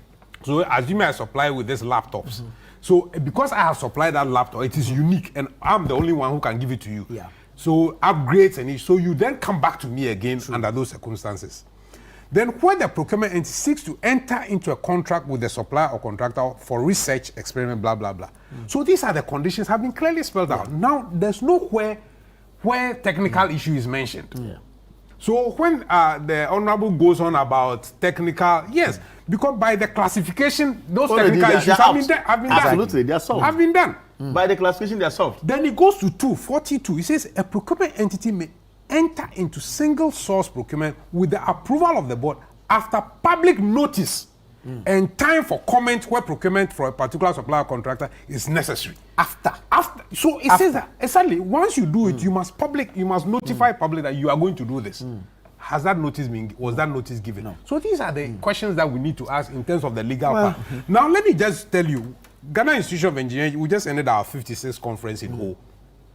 So between Accra and Ho, there are 3 contractors working on the road. Motorway, Maripoma. Then from the end of the motorway towards Akosombo is Inzag. Then beyond the Adomi Bridge, you have First Sky Construction. Now, if you look at the work being done, if you travel on that road, it's a nightmare. So these are supposed to be first A1, B1 contractors. The way construction is being done is terrible. Really? It will lead to accidents at night. Especially after the Adome. Exactly. Adome, when you take the Akosombo. It's terrible. Oh, so you see, when we... The North Town Road. Exactly. So when we even say that tiny contractors are qualified as A1, B1, the way the work is being done, signage is poor, road diversion is terrible. Now, at some point, the contractor doing the gutter has taken half of the road as is construction and even site. dig a ditch, and the road is like this. You can easily go in. Exactly. Yes. These are concerns that we shouldn't just be happy to say they are local contractors, therefore we must give them. Are they doing the work according to the way jobs must be done? So you see, this is a different. No. I'm just. That has to do with a consultant that is supervising the road. But let me just give you. Although we are saying these contractors are qualified in terms of capacity, dust is all over the place, and then they'll tell you, our equipment, we can't get water, or we don't have. Did you find out? And that's what No, they told you? I'm just saying. So why is it that the A1, B1 are not able to deliver? These are the questions we should be asking. When did you use that road? And then I used the road only last week.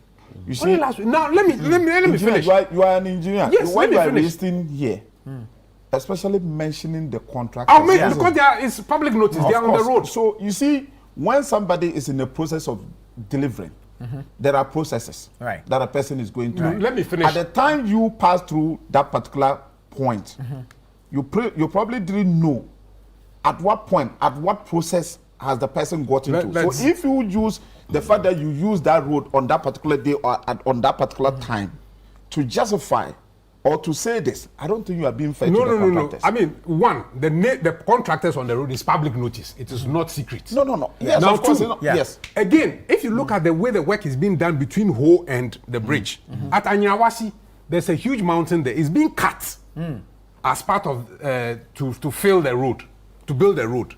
The question is, what is the environmental impact assessment of the hill being cut? These are questions that we need to ask. But if they have that assessment, yes, exactly, that's what I'm saying. I'm saying that when we go into the construction itself, we should ask those. No, that's why it's a question I'm asking. Has it been done?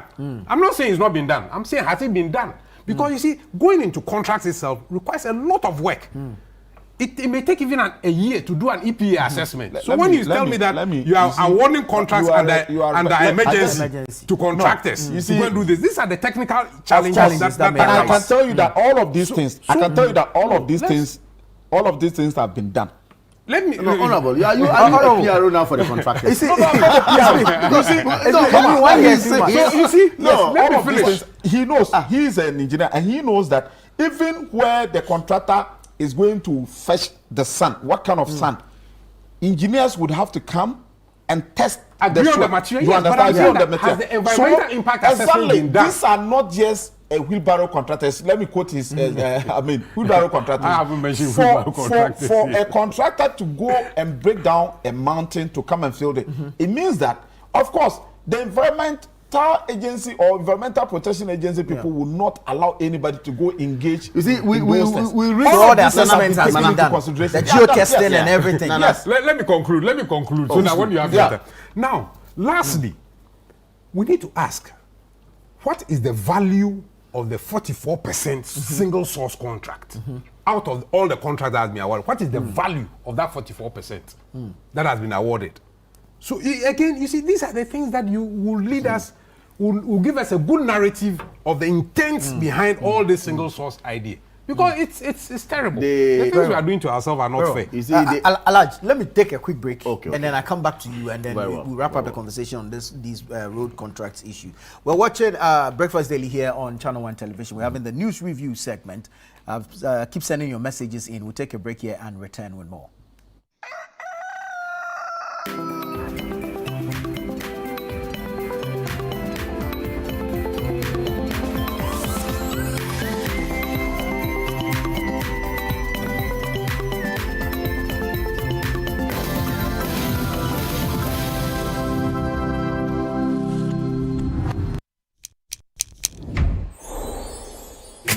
Verna is clean, fresh and safe.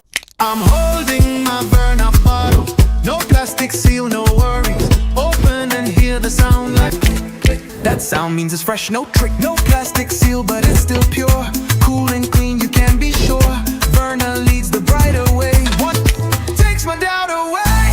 If it clicks, it's Verna. If it clicks, it's clean. Sip it, feel the difference. Verna water, pure and green. Click, open, sip. Click, open, sip. Chalet Verna, no stress, just sip.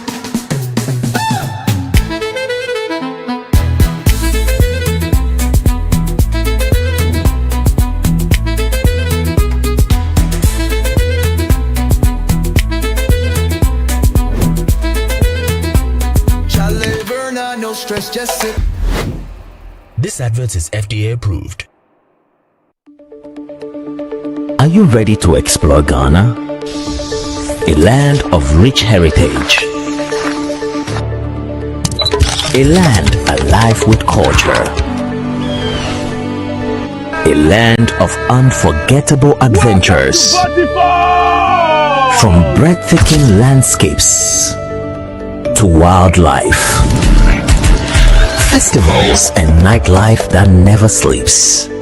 But planning the perfect trip can feel overwhelming. Now, everything you need is in one place. With Ghana Tourism Marketplace, you can book hotels, discover tours, rent cars, connect with expert guides, and explore destinations across the country. You can also get tickets for amazing experiences like Movie in the Park at Platinum Bay Hotel, Uncle Ebo White Theatre shows, Kwame Nkrumah Memorial Park visits, and more. So go ahead, plan your journey and experience Ghana your way. Ghana Tourism Marketplace is brought to you by Ghana Tourism Development Company, your official gateway to discovering Ghana. Watching DSTV means getting the TV you love, but staying connected means getting something extra. Stunning. Extra matches, extra dramas, the best local and the world's biggest. Extra laughter, music, movies, and extra vim. I love it. Just stay connected or reconnect and get upgraded to the next higher package at no extra cost. Charlie, we got you. Keep watching. Get more with DSTV.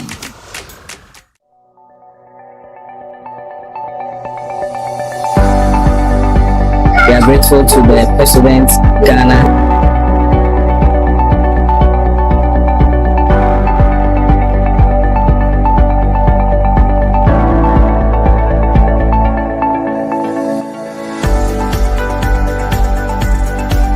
Ubechi akosuru say uchu kosuru sa wia uba inside so ubeye ne say no dey about bonting.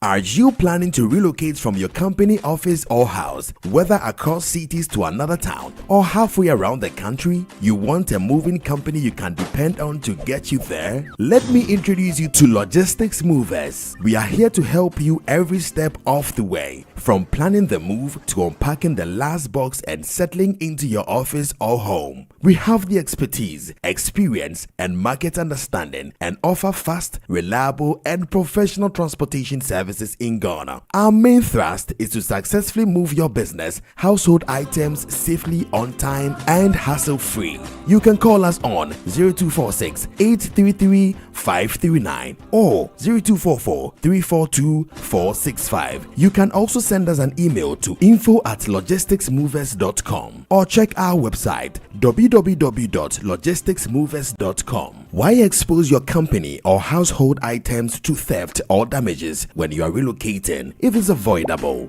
Logistics Movers, we help you relocate.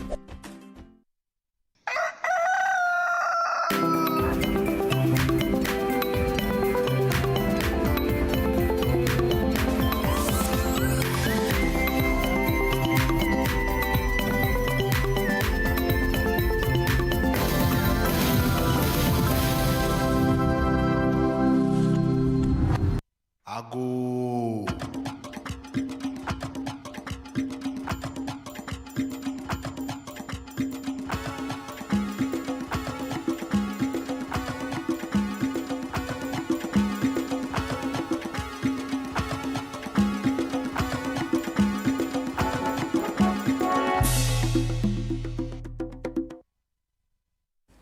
Welcome back. This is Breakfast Daily on Channel One Television. We're having the news review segment. I'll take quick final thoughts on the big push agenda, and then we'll move on to some other matters. Alhaji, I was coming to you next. Well, you see, engineer made very profound points, very valid points, when he said that, look, when the issue of technical know-how, issue of competence, okay, is raised as a reason why sole sourcing must be embarked on.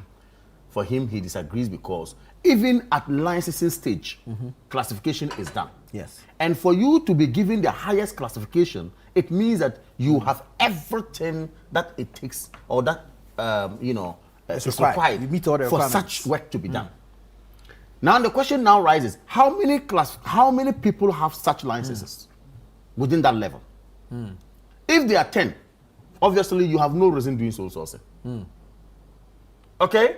Obviously. Of course, it's not just one person that made the cut. So under the MPP, something happened around Bupe, the White Volta. Yeah. When driving from Tamale to Techimai. It's a major bridge. That bridge actually got structural problem. Defects. Yeah. Defect. And engineers advised that no truck can ply on that road again. So they had to do the long stretch of the Chimai, Wa, and all those things before they come out to Fufulso Junction, which was actually a reason why you needed a competent contractor then to fix it immediately. That is what the law says. Section 40 of the procurement law is clear on it. Okay? That is what the law says. But today, what are the reasons adduced for issuing sole contracts? When you have people that you could actually come, you see, it is not to say that we do not want local content. We do not actually have contractors in Ghana who are also who are not doing well. I mean, we have a lot of them doing well. Okay, but my point is that let us not be seen in public as people shortchanging, other businessmen at the expense of some people you feel that they are your cronies, as it were. Yeah. So on this note, yes, we can do sole sourcing, but please let us use the law judiciously to be able to help out, ensure that the right thing is done. So the minorities call, I am for it. They should give us the details, full disclosures, and then we can move on as a people. And it should be a cue to all of us. Government today, government coming tomorrow, we should all look at it. If the law is inimical to us, let's put it out. Okay? So that we can push in some healthy competition among the businessmen and get quality. Very well. Alhaji, Honorable, final thoughts. Yes, so of course, like I indicated earlier, that I am not against the fact that people are actually pushing for accountability and to ensure that we do not engage in corrupt related activities as it were in the past. And so for me, I am saying that there's no cause for alarm. These contractors that are given the job, the engineers did the right quotations, they've done, all the, the feasibility study and whatever that is needed to be done before awarding a contract. All these things are carried out. And, the reason why President actually even came out with the Big Push initiative, if you realize our road network in the country, right, is very poor. Very poor. There's no part of this country that you would go and issues about roads are not being raised. It means that it then became an emergency something to us as a nation for us to tackle. How do you then tackle that? If you want to address the challenge, something that has been identified as an emergency situation to a nation. Identified by who? By the people of this country. We all thought this guy, he is a politician. And during the elections that he was going around campaigning, there was no any village, there was no any town that he went that issues about their roads were no raised. Granted. And so, yes, so when I talk about the emergency nature of it, it shouldn't be, when we talk about emergency nature, it shouldn't be when a bridge is being cut off. That alone is an emergency. For instance, if you ever use Tachima, Wunchi, Bolewa Road, a road that you used to use about 4 hours from Tachima or 5 hours from Tachima to Wa, I can tell you now, you would have to spend more than 10 hours from Tachima to Wa. And if you are telling me that it is not an emergency, it is what?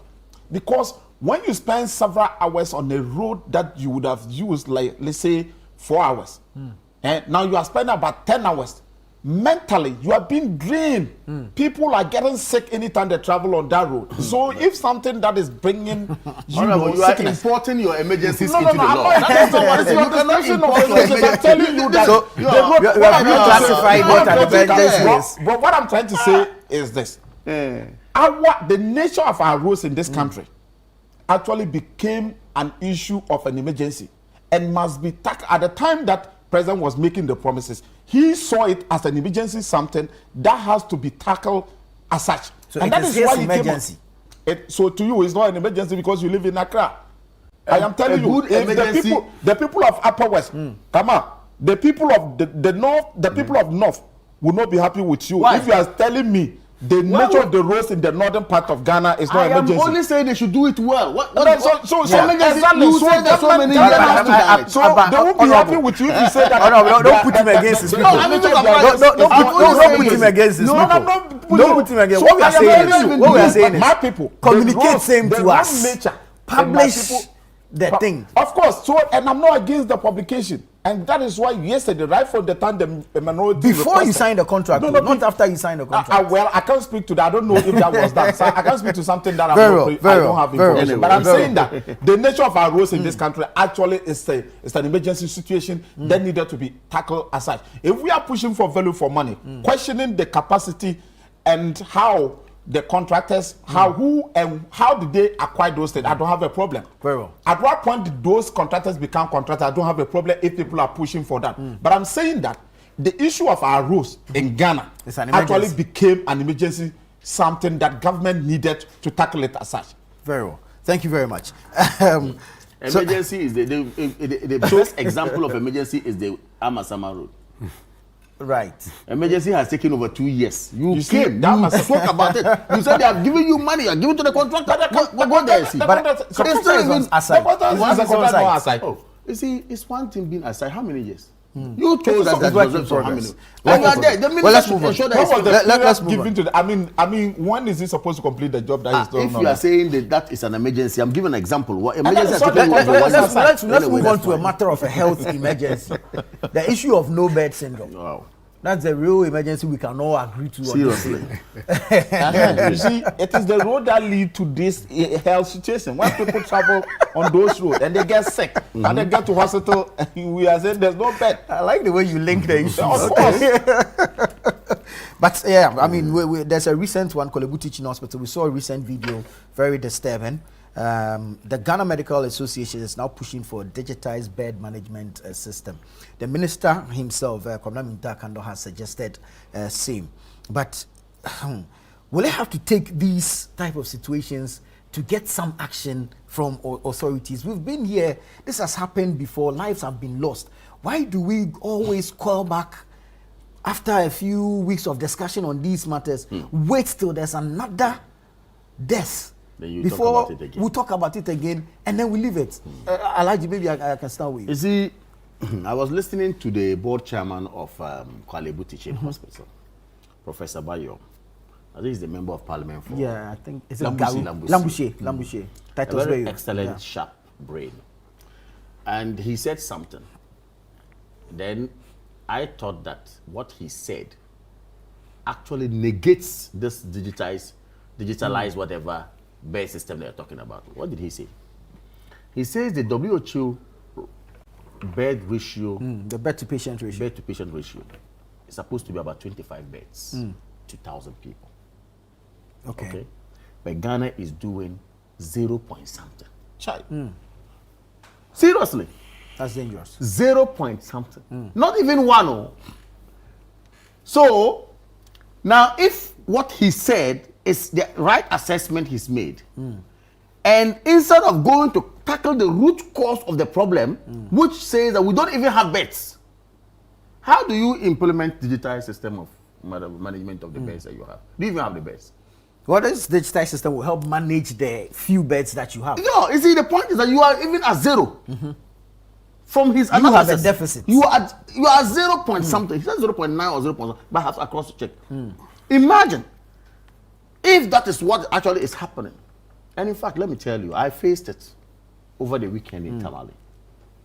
And if the people of TTH are watching, they should actually sit up with the greatest respect to the management of Tamale Teaching Hospital. They should sit up. We had an emergency at dawn and rushed to the hospital around 1 a.m. thereabout. By the time we got settled, it was around 3 to 4. And a doctor who was on duty asked me a question. He said, Kamal, if this was actually a critical emergency, wouldn't you have lost this patient? Would have. The doctor who was on duty. I don't want to mention his name. He was so sad for us that, to the extent he said, this is what we face every day. So please, with the greatest of respect, sometimes it's not only about the politician. And when it comes to health matters, I say this always. I said this earlier on that accident, sickness, doesn't know who is MPP or who is NDC. Exactly. Knows no colors. No. It doesn't know it. It doesn't know who's a tomato seller. It doesn't know who is what. That young man who died at Ridge, is it Charles whatever? Yeah. Yes. Okay. Medical. Might not even belong to any political party. Yes.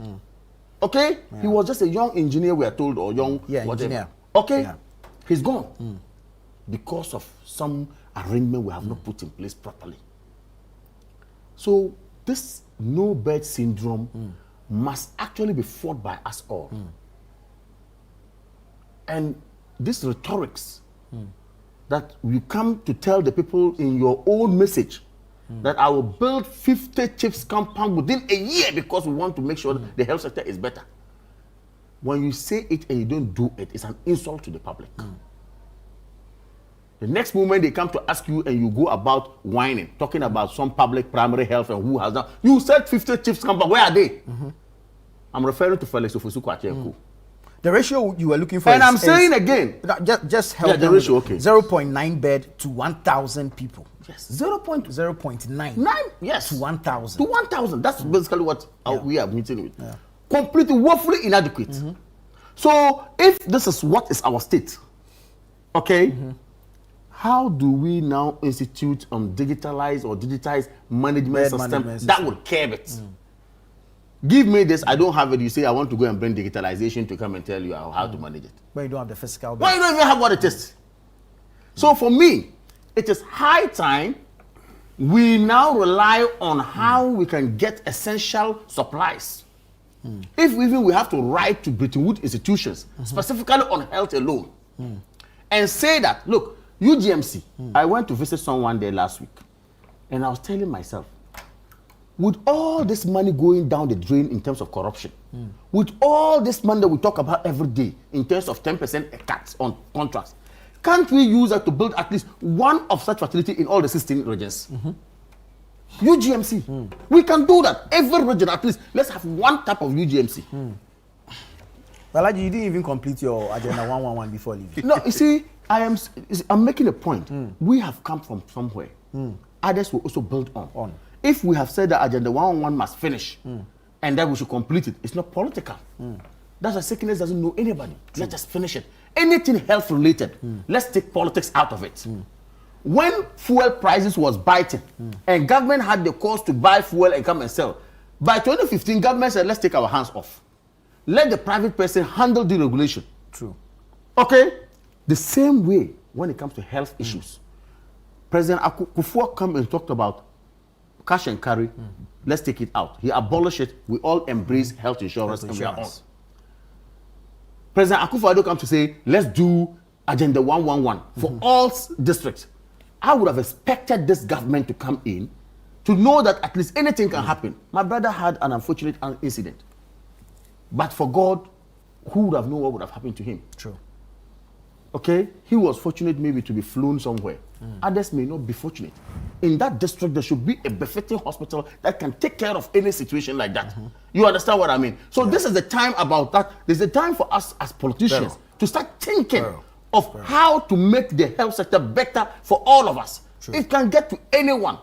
Please.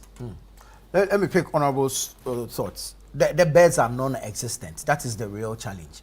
So all this talk about digitization, not there. I mean, you can have a national command center that will help with redirection and all that. But what's in the instance of an outbreak, and we have to attend to masses, and we don't have it. And we don't have it. What do we do? What's the? You make nonsense of the digitalized system. Yes, there are two problems that we are faced with as far as this particular no bed syndrome is concerned. Okay. One, the so-called protocol bed. Yeah. It's very, very critical. True. is one of the major challenges we are faced with. Sometimes it is not that physically the beds are not available. Who is the patient? Who is behind the patient? What is the status of the patient? In health, like my brother said, these are not questions we should be asking. And that is why the minister or the board chair says that there's the need for us to have the digitalized system where we can have available beds broadcast live.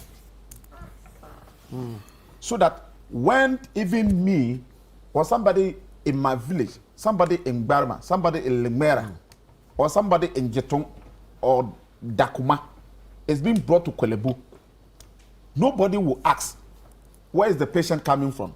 And whose patient is that? Who is this person? You cannot ask to know the status of the person before allocating a bed because everything is live. That is why I think this is very, very innovative way of addressing the challenge. Because there are two problems. First, one has to do with, of course, we have limited beds. And sometimes the beds are there. But the question they when you go to the hospital, they are trying to find out who the patient is. Okay, we have this bed. Where? So what if maybe, do you understand?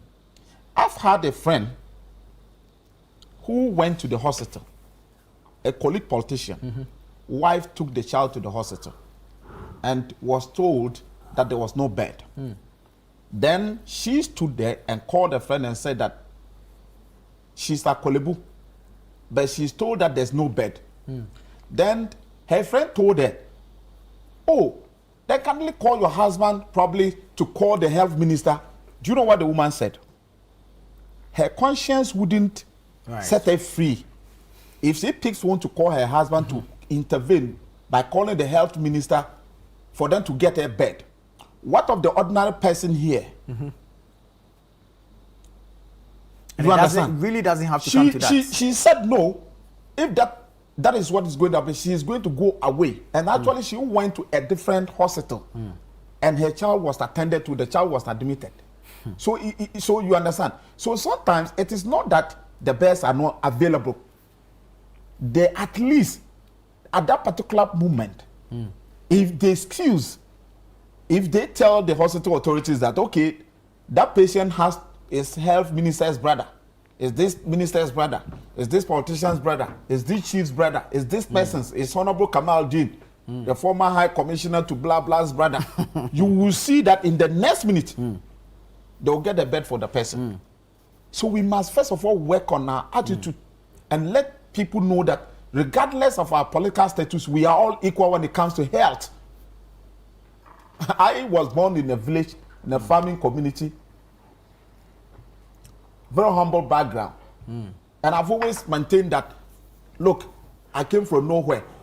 I got to this town with just a rubber bag, potting mark. And so I don't want to be seen as, no, I don't want those kind of things. I don't like it. And so when that happened, what happened to us, myself and Honorable Haruna, there were two options. Where the accident happened, we could go back to Navrengo, you know. And Navrengo Hospital cannot be same as Tumu Hospital. True. I'm also from Tumu. That's the hospital that we have. But I'm saying that, of course, you can compare Navrengo to Tumu. Navrengo, the facility probably are more better than that of Tumu. But we were in Sesale is when the accident happened. We could, where we were, it was almost same. 30 minutes, we could get back to Navrengo. 30 minutes, we could go to Tumu. And Honorable Haruna, do you know what he said? He asked me, Honorable Super, where are we? And I mentioned that we are in Sesale is, but 30 minutes to Tumu, 30 minutes to Navrengo. He didn't even say that Navrengo will be better. One other honorable member that was without in a different car was proposing that we should go back to Navrengo because of facilities. He said, no, we are going for a program in Tumu. And this thing happened to us. Take us to Tumu. Right. If the people are lying on the ground to receive health care, let's go and lie on the ground. On the ground with them. Very well. That's what he said. And he said they should take us to Tumu. And that was what happened. And so I heard people say that oh, we were flown, they've taken out of the place. Were you not flown back? I'm coming. I want to tell you what really happened, of course. But this, he rejected it. But you were not airlifted from the accident No. scene. Okay. No, we were not airlifted from the accident scene. No. You actually we were driven to Tumu. From where the accident happened to Tumu. Yeah. But at Tumu, when issues of airlifting us, Honorable Haruna said no. He took Honorable Obey, MP for Daboya, and one of his own legal advisor, Lawyer Matilda. They had to convince him. He said no.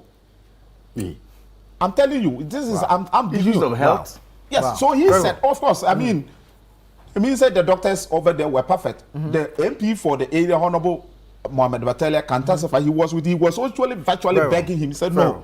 The health practitioners here are also same people. They can take care of us. They're qualified enough to. So this is what I'm. If we develop that kind of attitude as politicians, as leaders, at whatever level, and see ourselves as same as the people we served, I believe that, of course, we have challenges when it comes to birth, right? But when we also put ourselves in the same ordinary situation, and not go to UK and Germany and US for healthcare, then you'll be committed, you'll be minded to provide some of these amenities. We are not talking about going to UK. We are talking about in Ghana. No, I get it. I'm just saying what I'm trying to say is that when people go to the hospitals and they are looking for bed, they start telling people that I am this person's person. I am this person. The protocol bed issue. Exactly. So there should not be. Let me come to engineer. There should not be any protocol bed. Thank you. We are all equal. That is why I think that this system that the minister is proposing is the best. That no bed can be hidden. Thank you. All the available beds will be telecast. And we can track it live. We can track it and know at what point nobody can do any discrimination against anybody, regardless the background. Thank you, Honorable Suparu. Engineer, let me come to you. No bed syndrome in 2026. System failure. Yeah, it's definitely a system failure, but I think my understanding of this no bed syndrome is that it's not about beds for admission. It's about beds in the emergency. Yeah. Because the doctor needs to be able to examine you. Exactly. So they need those beds in the emergency, and those are the issues. So it's about the emergency beds, not beds in the wards. In some cases, bed for admissions. When you go to those, especially the teaching hospital, like he's saying. Yeah. Okay. I mean, but I think on this matter we are looking largely at emergency beds. Yeah. So it's important that we look at this issue in the long term, and that is why before we make the decision for procurement, we need to think full circle. So that is where, at the time when we said, one constituency, one ambulance. I mean, what kind of campaign message was that? When we haven't thought through the system, but we just decided that one constituency, one ambulance. We hadn't put in a system. How are we going to manage the ambulances? So ambulances came and people were using them as private vehicles, using them to collect charcoal, using them. You see, that is the failure. And so this is the failure that we have. Sometimes not the politician. So, no, but you see, the politicians must provide leadership. When a politician goes to stand on a campaign platform and say that one constituency, one ambulance. What was that campaign about? Yeah. You understand? Because we should have thought through the system. What is an ambulance for? It's supposed to do. How do we effectively manage them? Let's think through full circle. Yeah. And say, how do we tie it to the bed management system that the GMA is calling for at the moment? We should have thought through all those things. But all we wanted was procurement. We can buy some ambulance. Who shall we give the contract to? Blam. Then that is it. The case of the ambulances that were procured under the current finance minister, where are those ambulances at the moment? They are being left to rot. Yeah. Just like the Mitsubishi vehicles that were bought some years ago and left at the local assembly to get rotten. You see, so our politicians in the Fourth Republic have demonstrated consistently that they don't care about the people. All they are interested in is procurement, make some money and move on. And that is make money. Yes, it is evident. Oh, really? It is evident. I don't know why are you so eager about procurement? When politicians procure, they make money. That is why they are eager about procurement. But let me finish. Do you have any evidence to that? That is why people are being tried. People are being tried. People were being tried and all manner of things. And what happened? What happened National Service, was it about procurement? Did they procure something there? Let's move on. Let's move on. So I think that the system is a system failure that needs to be addressed urgently.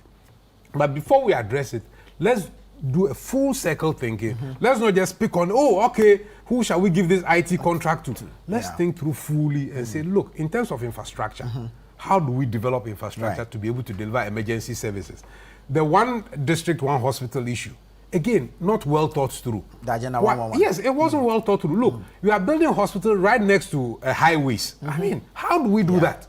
So it was simple, and then one plan for, then we just go, chief, do you have land? Give us land. We'll build a hospital here. I mean, we are not planning infrastructure because infrastructure is expensive. True. So when we don't think through it properly, and we are doing things in an ad hoc manner, and we are not doing it transparently. That is why the NDC too can say, the contracts were given to some friends of the NPP, so we won't touch it. These are the things that are worrying all of us as a country. And I think that it is important that the politicians begin to show more sincerity to addressing national issues rather than always looking for political votes and issues like that. So that is my concern on this real issue. Gentlemen, thank you so much. Unfortunately, we've run out of time.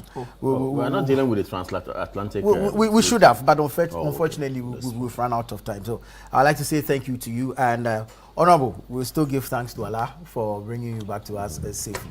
But before we go, let me remind Ghanaians that we had a president in this country who simultaneously built 4 interchanges. And that president must not be forgotten. Alhaji, thank you. Alhaji, thank you. We'll leave it here. This has been the news review segment on Breakfast Daily. I am Nana Tufo watching. Thank you so much for your time. The show continues after this.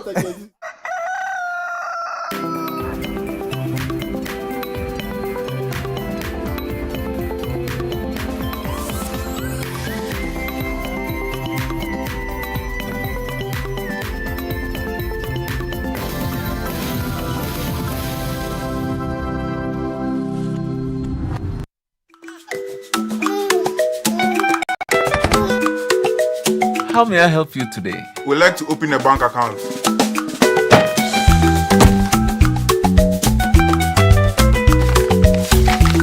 Sign here, sign here, sign here, and here. And now you draw direction to your house. I need your thumbprint. And I'll need your birth certificate too. No, I need the original. A lot has changed since you banked like this. So have we. We've made it easier than ever to open an account online and bank on the go through our mobile app, online banking, and more. EcoBank, a better way to bank your way. Sign here, and here. EcoBank, the Pan-African Bank. Watching DSTV means getting the TV you love, but staying connected means getting something extra. Stunning. Extra matches, extra dramas, the best local and the world's biggest. Extra laughter, music, movies, and extra vim. I love it. Just stay connected or reconnect and get upgraded to the next higher package at no extra cost. Charlie, we got you. Keep watching. Get more with DSTV.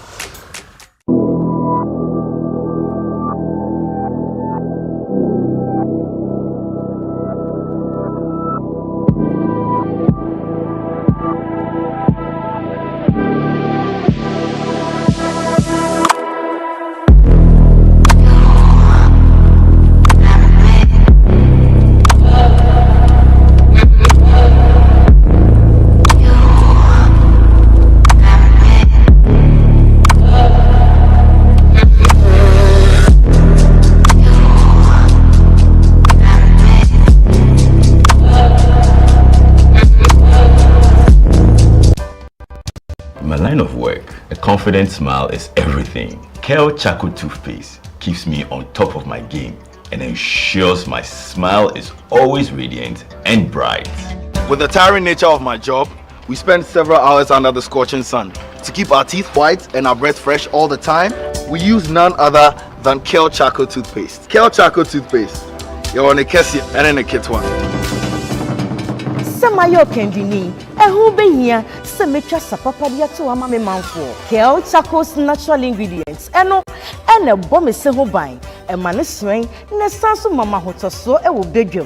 Kel Charcoal toothpaste. Choose Kel Charcoal toothpaste for anti-cavity, whiter teeth, and fresher breath all day. Available in 80 gram and 150 gram. Grab yours today. Kel, happy smile. This advert is FDA approved.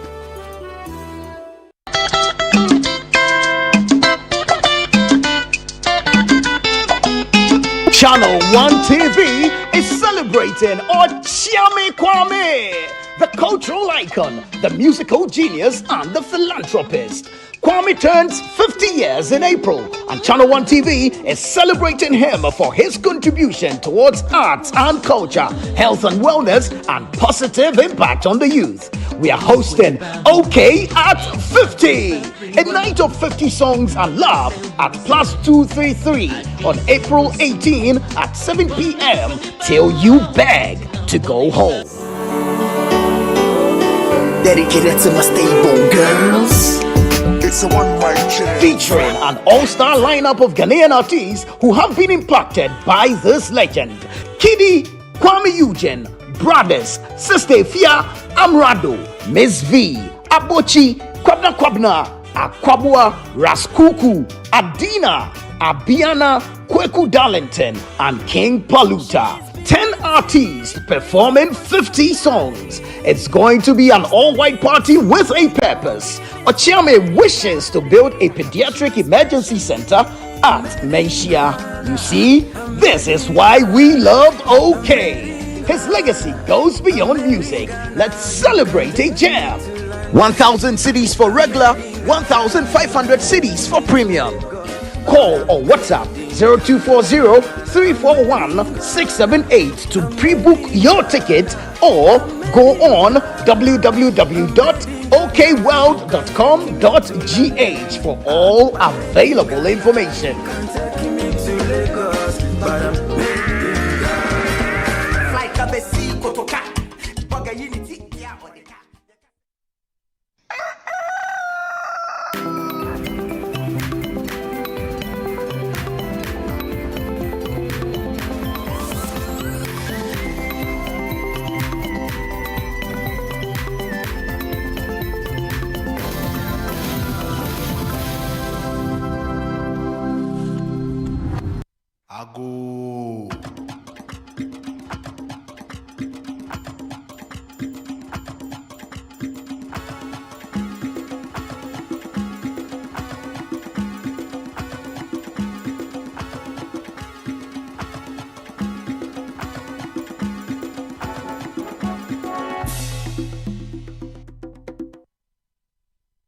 Hello everyone, it's still Breakfast Daily right here on Channel 1 TV, and it's a beautiful Wednesday morning and you are welcome if you're just joining us.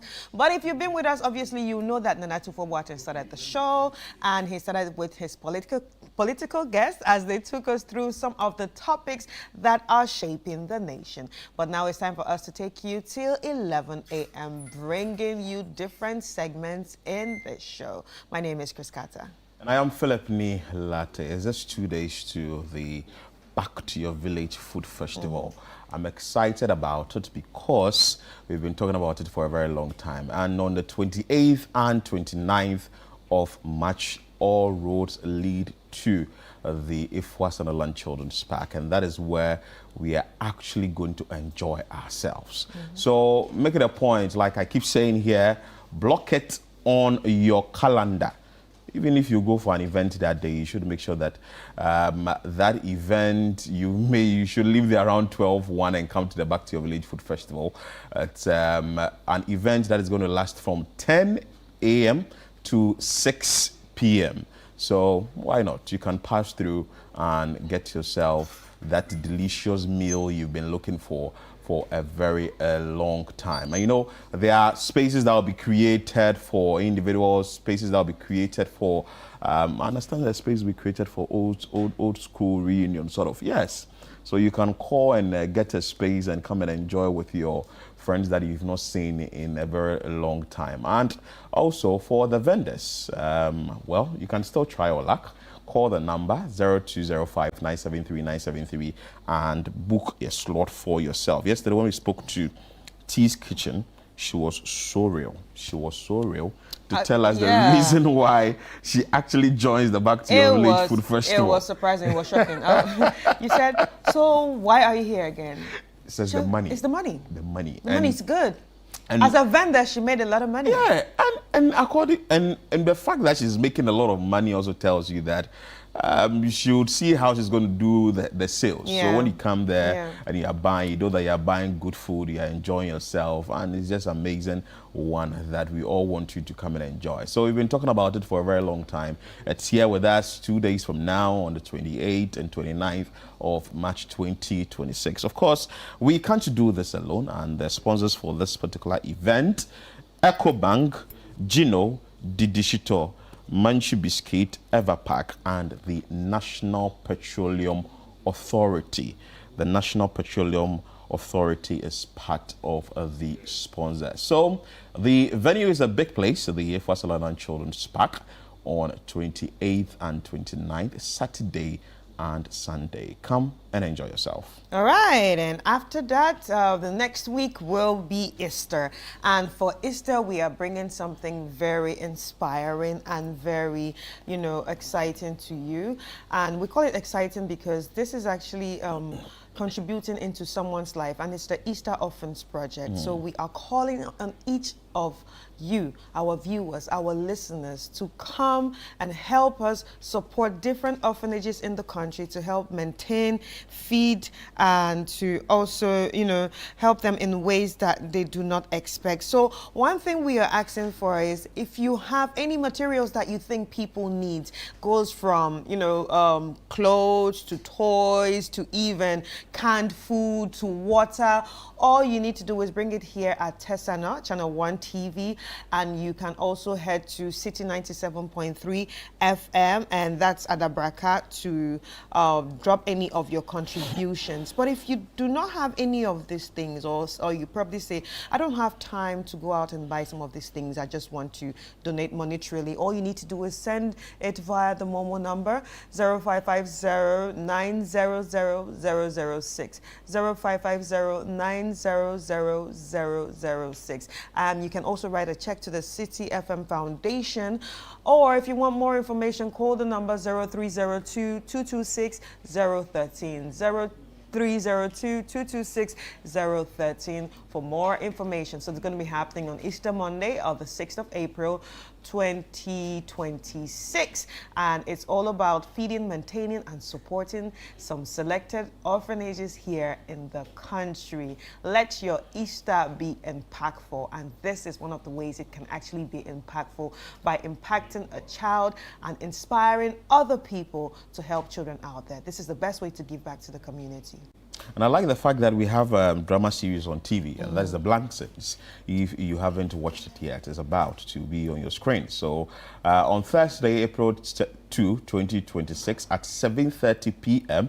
It's actually airing. That is the Channel 1 TV production, The Blankson. So make sure that you are watching. You see that interesting characters in there. It's an interesting movie, actually, or series, drama series, let me put it that way. It's sort of a whole house setting with too many issues in there. It's a Ghanaian family setting, basically, and it shows the things that happen in most families. Yes. Yeah. So it's a middle-class Ghanaian family, going through different experiences that some of us go through in our homes. You understand? So they're just showing us that, and it's actually very exciting. Yes, you really don't want to miss that. And also want to say a very big shout out to the production team for putting this together, and all the actors. It's a good one. So we don't want to talk much about it. Just make sure that on Thursday, which is tomorrow, or no, next week rather, next week. make sure that you are watching it. So it's on Thursday, 2nd of April next week, 2026, 7:30 p.m. is the time that is going to be on your screen. Let's do the seasons of prayer. All right, the seasons is in the month of April. Yes, it's actually in the month of April, from the 1st to the 30th of April. And if you've been following us, you know that the 1st to the 30th of April, we actually dedicated to prayer, and it starts at 12 a.m. and also we have different slots. So from 12 a.m. to 1 a.m. we have the midnight cry, and we also have This Is Your Day from 4 a.m. to 6 a.m. That's for the early birds. And we have the prayer encounter from 12 p.m. to 1 p.m. And if you're wondering where all this is happening on, it's actually happening on City 97.3 FM. And if you want to be part of it, all you need to do is join the Facebook page, because it's going to be a live streaming that goes on each and every time throughout this month. So it's 3 times in a day: 12 a.m., 4 a.m., and 12 p.m. And everything is an hour each. So it starts on the 1st to the 30th of April. If you haven't prayed in a while, this can actually be the time for you to join. You know, it can actually be the time for you to join, and also have it on your phones as reminders. Remind yourself to see it, you know, okay, I need to pray by this time and all that. Sometimes you're out there, you really are just whiling out time, but it could actually be a good time to just sit down and connect with God. Exactly. So make sure that you join and pray. And when you join as well, share the link. Share the link so others can also pray as well and join the prayer session, which is very important. So a few announcements that we make that has to do with the Made in Ghana rice campaign that we are pushing here on Channel One TV, and also City 97.3 FM. Eat Ghana, Build Ghana. Eat Fresh from Eat Ghana, Build the Future. And this is in partnership with Agri Impacts Limited, MasterCard Foundation, and also the 24-hour economy. Of course, we are championing it here at City 97.3 FM and Channel One TV. And I also want to tell you to download the Channel One News app now, which is very important. Download the Channel One News app. We've always been telling yesterday a number of things happened in and around the world. Let me put it that way. President John Dramani Mahama outside the country. The Roads and Highways Minister was also addressing Parliament on the big push issue with the sole sourcing. The minority held a press conference and all that. But if you had the news app on your phone, easy. You just get all the notifications or with all the stories that are making rounds on in Ghana and beyond. All right. So make sure that you download the Channel One News app. Okay, so it's still the Heritage Month, and obviously in the Heritage Month we had to rep everything Ghana. And talking about repping everything Ghana, even our set pieces in the studio were all Ghanaian made. And if you look around you, if we look around us, there are things that you might actually like, from all these beautiful set pieces, from the center table to this little drum to that little pot. Everything was made right here in Ghana. I actually want to know the use of this little drum. Actually, is it just for beautification, or maybe when you have somebody's? I think it's just for beautification, but at the end of the day, the kids will use it to play. Interesting. So grab your set pieces. So these are all woods from Ghana, from our trees. So beautiful set pieces from Tekura Designs. So if you want to check them out, head to their social media pages, Tekura Designs. Or you can actually check them out on, Adenta, where their showroom is located. Their showroom, yeah, it's located. Okay. So we have a lot for you on the show today. I want to take a quick break. When we come back, we'll bring you more. Ago.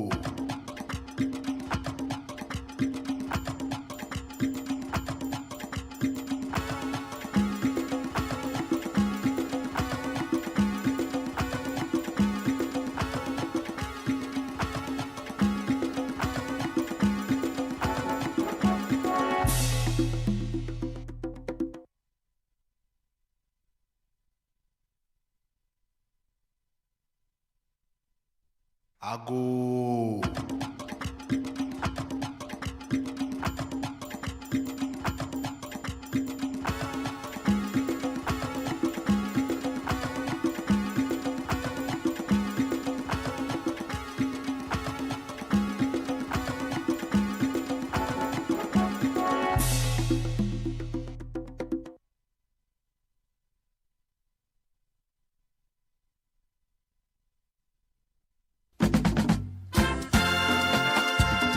re-energy and reconnect with your roots this March at the Back to Your Village Food Festival 2026. Join us for a celebration of Ghanaian culture and cuisine from all across the country. Northern, Akan, and Southern villages will all be represented. It's more than just food. It's about culture, family, and memories that last a lifetime. Let's come together this March to discover the flavors that make us who we are. The date is 28th and 29th of March 2026. Venue is the 8th Sutherland Children's Park. The time is 10 a.m. through till 6 p.m. each day. Interested vendors can register by calling 0205-973-973. The Back to Your Village Food Festival 2026 is powered by Channel One TV with support from 97.3 City FM and is proudly sponsored by EcoBank, Gino, Didi Sheto, and Munchie Biscuits.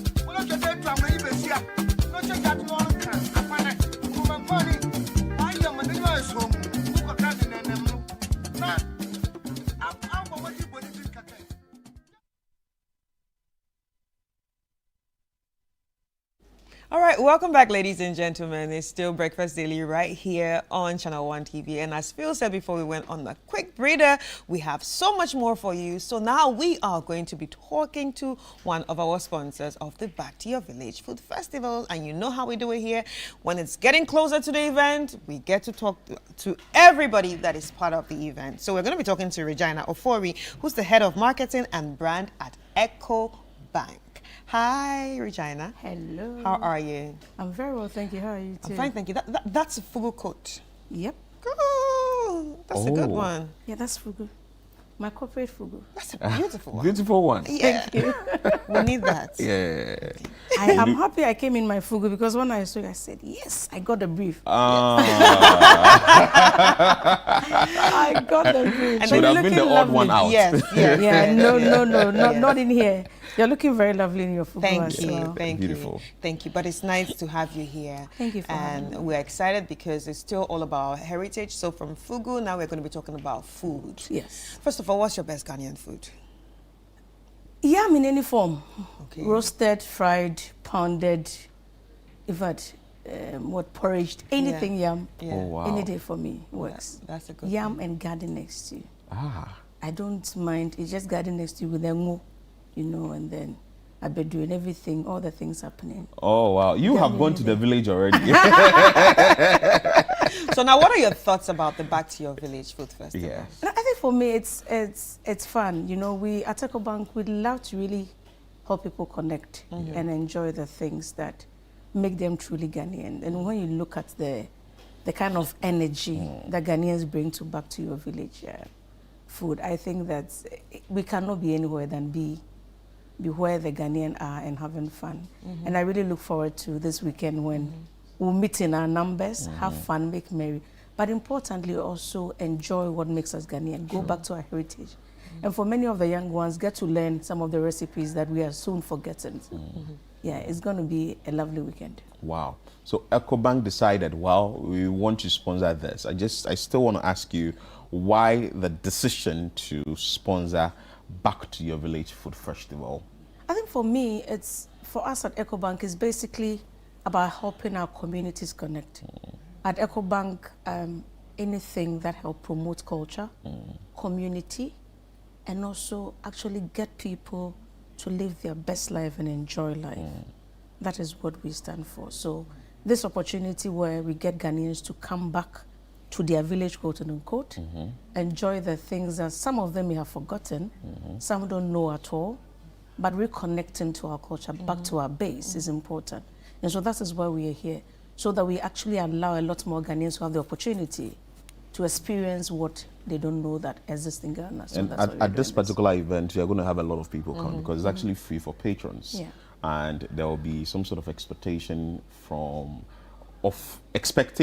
that they have for EcoBank. You really want to share with us some of the things that you'll be giving them on the grounds. You know, you're also into banking and all that, yes. So definitely. So at the venue this weekend, we are there. We know that everybody else is coming to enjoy all the food, the drinks and all that. But we also know that every other Ghanaian that comes, we are all very busy.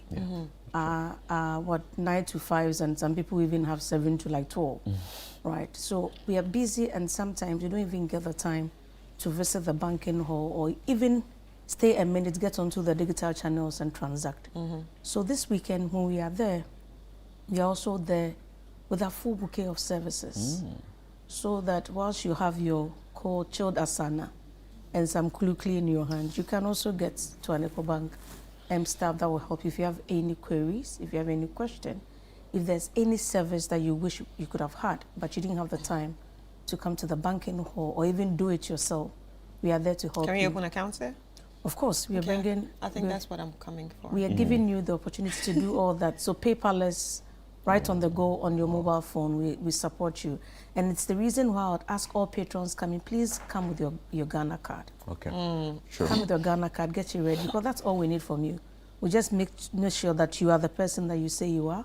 And it's a legal requirement, right, regulatory. So we put it there, then right on your phone, the account is open. No paperwork, nothing. Right. Well, she spoke about the products or the services. Yeah. So let's understand the services you have. Maybe someone is watching and the person want to prep his or her mind before coming to the grounds and also getting... So I think the key things that we are bringing there, so the Express account opening, which I've just mentioned, is paperless. We only need your Ghana card.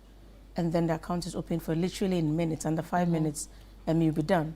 We are also going to come there with payment solutions, because at the venue, people are coming to buy, it. And so we are bringing our GHQL solution as well that enables you to buy either via our mobile app or any telco network. Once you go to the payment options, you see GHQL, and then we'll support you. We'll walk you through the option, because it's also a very convenient way of paying. So beyond this weekend, we actually are opening you to another channel of payment, so that once you move on with life and other things happen, you know that there are other ways you can pay as well. And for our merchants coming to our food vendors as well, we have solutions for them. So the same GHQL allows you to also collect money from the people that are coming to buy from you. And then the setup is very easy. So even if as of now you don't have it as a merchant, on the ground within 5-10 minutes, you can do it, because it's a simple barcode. So we create it at the back end. We give you a barcode and you're able to use that.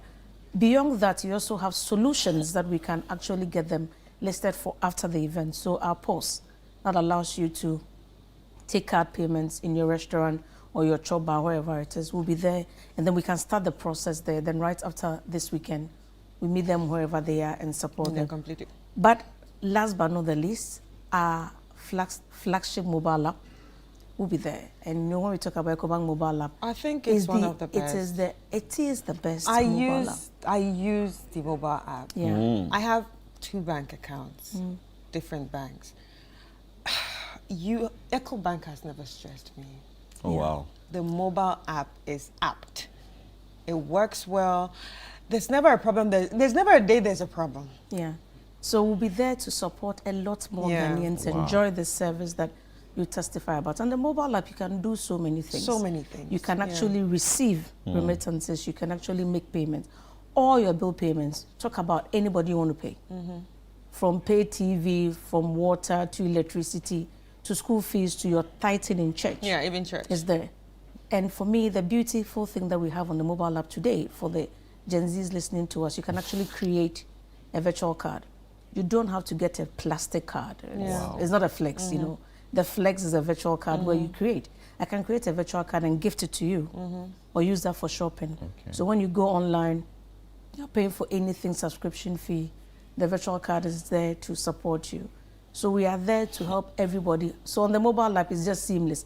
Again, we need your ID. So bring your Ghana card. You don't have to be an EcoBank customer. We will just enroll you. For EcoBank customers, your foot is already in the door. So come meet us, and we'll have a very nice, cozy area for our customers as well to come sit for 5 minutes, let's chit chat and have fun. So we're really looking forward to an exciting weekend, and we'll be there to eat all the yam. So all the yam vendors look out for me. I would finish all the yam. So aside the venue, which is the Efua Sutherland Children's Park, if someone wants to access your services, where can the person go? Maybe your branches are across. So yes, of course, we have branches, about 59 branches in Ghana. We have a branch from Kenya to New Ebrim to Tamale. We have branches all across. But again, as I mentioned earlier, because we are time poor lately, and all of us are doing many things and multitasking, we actually encourage our customers to really use our digital channels. And just like she said, you can be rest assured our digital channels are very easy to use, it's convenient, and it's fast. Most of the transactions that you perform on the digital channels are near real time. So you perform it now, within a few seconds, the transaction goes through. So you don't have to come to any of the branches. You don't have to. The mobile app is there. If you're making transactions that amounts are huge, you can go to EcoBank Online. Okay. And again, on EcoBank Online, you can do it on your phone or even via the web. For our businesses, there's OmniLite for you. So that's internet banking for businesses. And there's Omni Plus for big corporates as well. You can move all the volumes from pension payment to your SNIT to actually paying your taxes. We make all these things available. So again, you don't have to come to the branches. Even if you have anything you're clearing from the ports. Oh, wow. We make all those payments available on our digital channels. So just, sometimes I always tell my friends and family and friends that just spend 5 minutes. When you do a bit of the rules and you browse and you love, just browse some of these channels, just go through the services so that you know there's so much in there that you have to experience it yourself. So please come to our branches, but we encourage you to stay on the digital channels. So you can be your own bank manager. You bank as a boss, right? Your own time, anywhere, anytime. And the e-token. Let me talk to Ghanaians about e-token. We talk about the money emergency and we say that everybody know the emergency number. EcoBank, our emergency for Ghanaians, money emergency number is *700#. Okay. But on the mobile app and even on the USSD, you can generate an e-token. So you sit in here, there's an emergency, and not all emergencies are life and death situation. There's an emergency where you have to help somebody sort out. All you need to do is generate a token and send the person the token number. And the person can redeem from any of our ATMs. You just go there, cashless withdrawal, you put in the number, and the money comes out. So when you are it actually helps me when I don't have my card. You don't have your card, exactly. But I need think to you should use be an ambassador for them. You don't have your card. I have to get her in an EcoBank t-shirt. Yeah. You should. Fully clouded. See Auntie Jana when she's there. So that, because she's I could be an influencer for you. Testimony about but I love it. Each time when I meet friends from the media like yourself, I love it when they use it. And we don't just take the praise, we also take the criticisms because it helps us be better. Like I was saying, the mobile app, we are the pioneers, and I'm happy that we didn't just pioneer the app. We continue to lead. If you look at the range of services that we have and how the many versions, all with the aim of making it better and easy for Ghanaians to use. So we take all that, but I love it because when you use it, you testify. You come back to this church and testify again. So on Saturday, you'll be there on the 2 days, the Saturday and the Sunday. Yes. Yeah, so if you're not able to come on Saturday, you should come on Sunday and get an account with EcoBank. And someone says I should ask you, you said digital. Now you've seen things with the cyber security on the digital space and all that. Tell us 30 seconds about the security bit in the digital space with EcoBank. So EcoBank, our platforms are secured. So for whoever asks this question, I'm sure they know all the things about two-factor authentication. So for all our platforms, two-factor authentication is there. You actually can mostly have access with your biometrics or a PIN, and then we go a step further with OTPs. But please remember, EcoBank will never, and I repeat, we will never call you on the phone. We are just there, you just get a call and say, I'm calling from EcoBank. Send an SMS. Send you an email with a link asking you to give us your PIN to any of your digital platforms, an OTP to any transaction, your bank card details, whether it's the number in front or the 3 digits number at the back, or your Ghana card. We will never do that. The only time your Ghana card is required is in person. Like I said, when you come there, we are there. You know this is the EcoBank branch at the back to your village food. We are there. You can see us. You can eyeball us. So you can see me, take me a picture and say, this lady is the one that did that. The only time we do that is when you're in the branch. You go to the branch, you're opening an account, we take it, we photocopy because it is a regulation, and then we give it to you. But random phone call, somebody calls you, random email, we will never do that. And please, I always tell everybody, please verify before you trust. Don't trust before you verify. So even when it sounds so convincing, They've used an EcoBank logo. They've used an EcoBank artwork that you've seen on our social media. Please verify before. And it's very easy. How do you verify? Call 080,000 3225. Okay. So 080,000 3225. Just call, and please do not click on any link. Because when you click on the links, it takes you to places that you may not come back and see your bank account full. You click on the link, and by the time you come, as my friends in the office will say, your bank account will be as light as air. We don't want that. And I always say that we say our hard-earned money is a reason we actually preface money with that. Hard-earned. All of us, we go through a lot of toils and hard work to get, whether it's big money or small money. So please don't give anybody a chance. Don't get played. I beg you, verify before you trust. Right. Thank you so much, Regina. Thank you so much. Yeah, Thank you for having me. Beautiful. So Saturday and Sunday, we're hoping to see you there. We have a yam feast this weekend. Of course, and you push them. So she's cautioned us. The people will be here. Sister Neo landing. Make fair EcoBank. No, don't do that. Don't give your pin out and all that. Thank you so much. Thank you. Regina Ofori is the head of marketing and brand at EcoBank, and they are sponsoring, one of the sponsors for the Back to Your Village Food Festival, which is happening this Saturday and Sunday. Stay with us. We're back with more on Breakfast Daily on Channel One TV.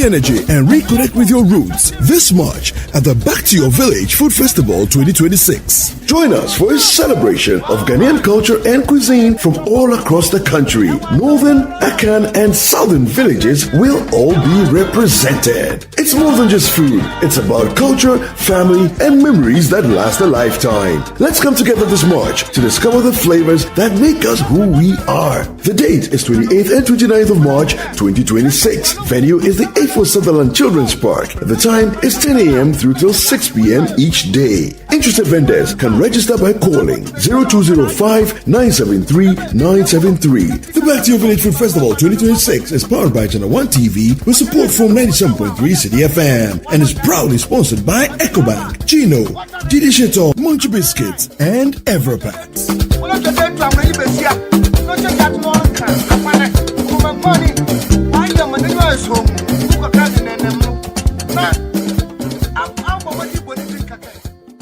Bestie? Yeah! Hey, Fifi! Fifi Blackson, my brother from another mother. You're looking good, man. Oh, come on. You're looking good. Hey! And well fed. You know what? Put this in the guest room for me, okay? And make my bed comfortable. And please, make sure to get UK in my room. Bestie, meet my lovely family. We can do that whilst I'm seated and eating.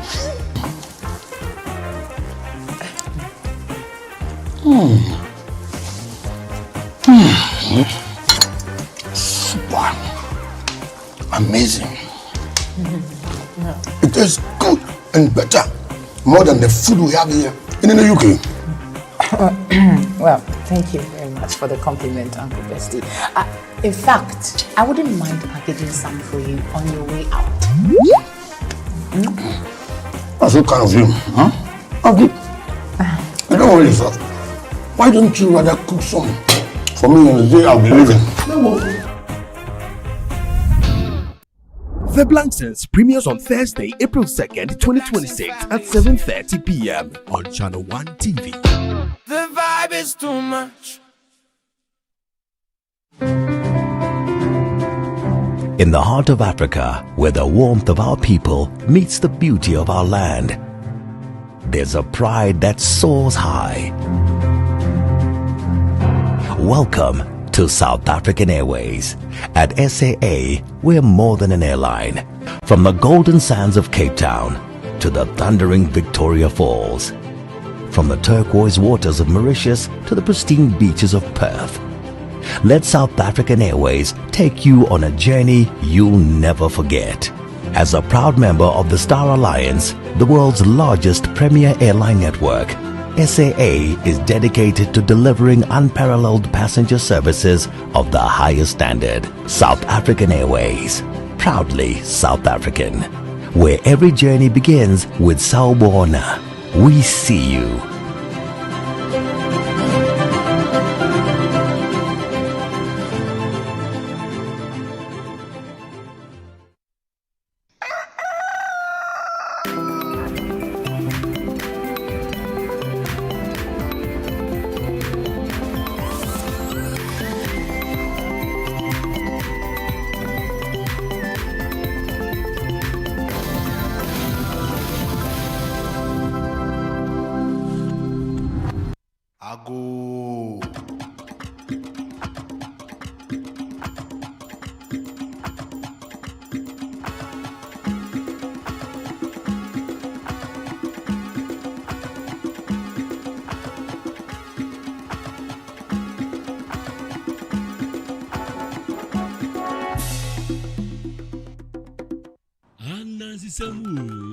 The Amphitheatre of the National Theatre Accra comes alive with a Heritage Month celebration like no other. Parable Studios, in collaboration with Junior Graphic and the National Theatre of Ghana, presents Time with Anansi, live on stage, a cartoon-themed theatrical show for kids. Come with the kids and the entire family to enjoy our authentic folkloric stories and fold in our triple action fan package of animated cartoon screenings, VR AR exhibitions, and a stage adaptation of the classic Hawk and Hen story.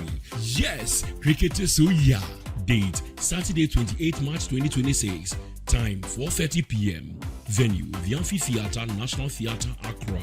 Rate 160 Ghana cedis for adults, 100 cedis for children. Dial star 889 star 1010 hash for your tickets. This event is sponsored by Yomi Yogurt, Let's Be Kids, with media partnership of Channel 1 TV, GTV, and Sunny TV.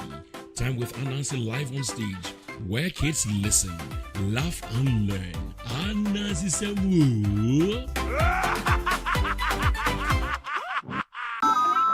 Hello, Kwekwanansi. Sir. Report immediately to headquarters. I have an assignment for you. At your service, sir.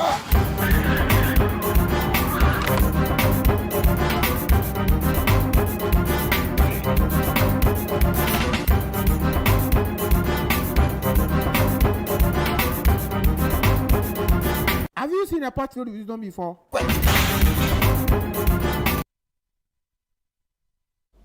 And I'm sure you're smiling just as I am now, because it's going to be an interesting one. It's the Time with Anansi. This is coming from Parables Studios. And in studio with us to talk about this particular one is Yofi Atabedu, Director, Time with Anansi.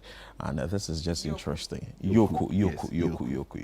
And this is just interesting because we've been hearing of Anansi. But Charlie, there is a little twist to this one. Yoko, how are you doing? Fine, thank you. You are the director. I'm the director and the lead storyteller. Beautiful. Tell us what this is about and what went into it in terms of the production. Okay, so Time with Anansi is a live on stage storytelling session where we gather as many kids as possible. In the past, we've done 200, 300, 400 children in one room. And what we seek to do is introduce the children of today to the Anansi stories of before. But we want to make sure that the children don't feel like, why are they telling us some prehistoric something?